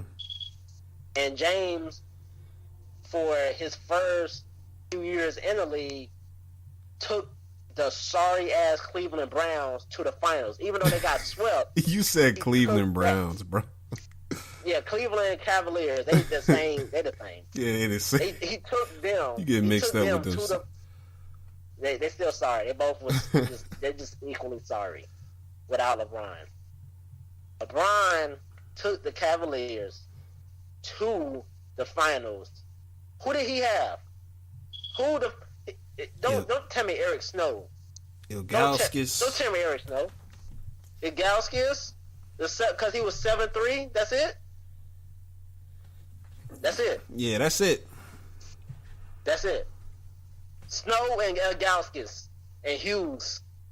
That's it. That's it. LeBron make everybody around him better. Yeah, that's facts, Kyrie though. don't. That's facts. I mean, don't be too hard on my cousin like that, man. But I get what you're saying. Yeah, I'm sorry for going so hard on him. And before we wrap this up, I'd like to give a special shout out to Vince Carter. Okay. He's going to become the first player to complete an NBA career in 4 different decades. Wow. He came in the 80s? He came in the 90s. Wait, 90s, 2000s? Late 90s. Yeah. Oh. Late 90s, 2000s, 2010, 2020. So he has to play next season. He going to play next season. Okay. He played for the Hawks. You know how sorry the Hawks is. He's going if they land nigga from Duke or any nigga from Duke, he's going to have to mentor them. So, yeah. And he's still effective at his age. I seen him play. Like, he's not just some bench player like what's his name? The nigga on the Heat.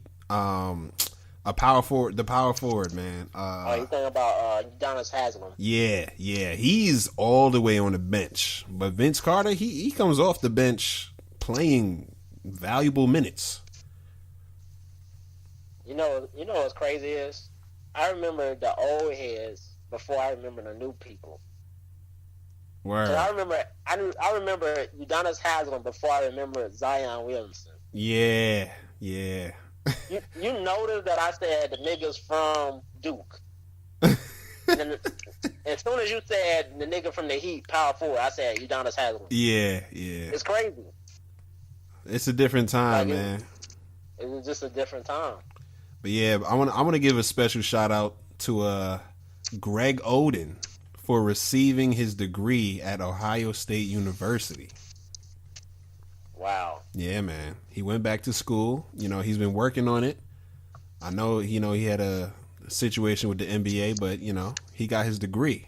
And I'm proud of him for that. Who was a bigger hustler?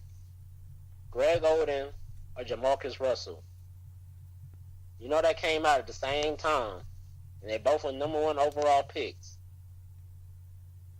Who was the biggest hustler? The biggest hustler? Like, what you mean by hustler? Like, they hustling, they grinding? Like, what? Hustler as in, not intentional hustling, but from the amount of money they got paid, guaranteed, to what they actually performed. I think Jamarcus Russell, man, he just got fat, bro. But Greg Oden, he had a serious issue. Like, something was wrong with his bone in his foot or leg, something. And he couldn't, like, he had to wear, it was something wrong with his bones. But Jamarcus Russell, all he did was eat. It's like, it's like, I get it, you making all this money, so you want to try to go to get some steaks and all that shit. But it's like, come on, dude. You're an athlete. How you get there? Yeah, I don't know. He had a different mindset. And it's like Zion is 280, but he's still athletic. Yeah. I'll say he got to lose 20 pounds. He'd be straight. He'd be straight in the NBA. I think he need to keep that weight. Nah, for bro. him to survive. Because, look, you're jumping up and down all day.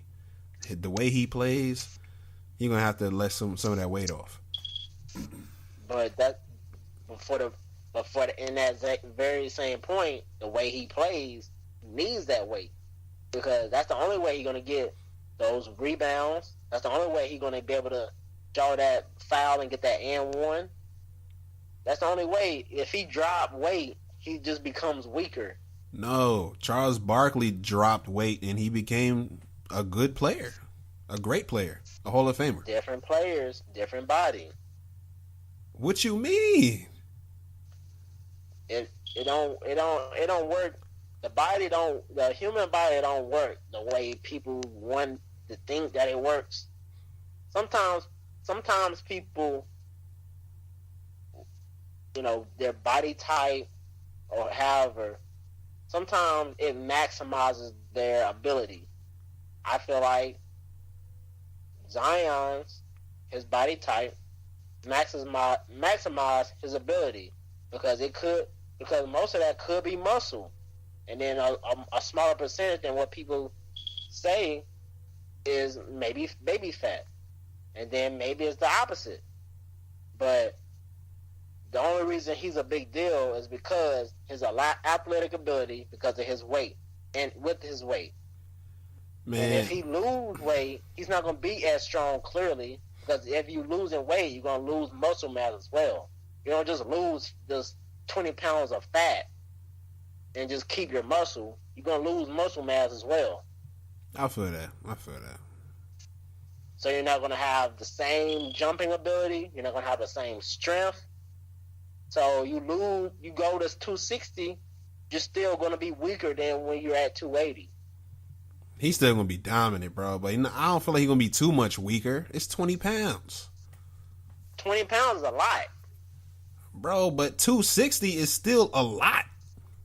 Look how powerful LeBron is. Lot, but he's moving good with 280. Yeah. Because you got to think, I'm looking at it from a trainer point of view. Y'all looking at it as a flexy, sexy. Oh, let me look in the mirror. Ooh, flexy. Ooh, sexy. Y'all looking at it like through that lens. That's what y'all looking at through. Not even. Huh? Not even, bro. Yes, even.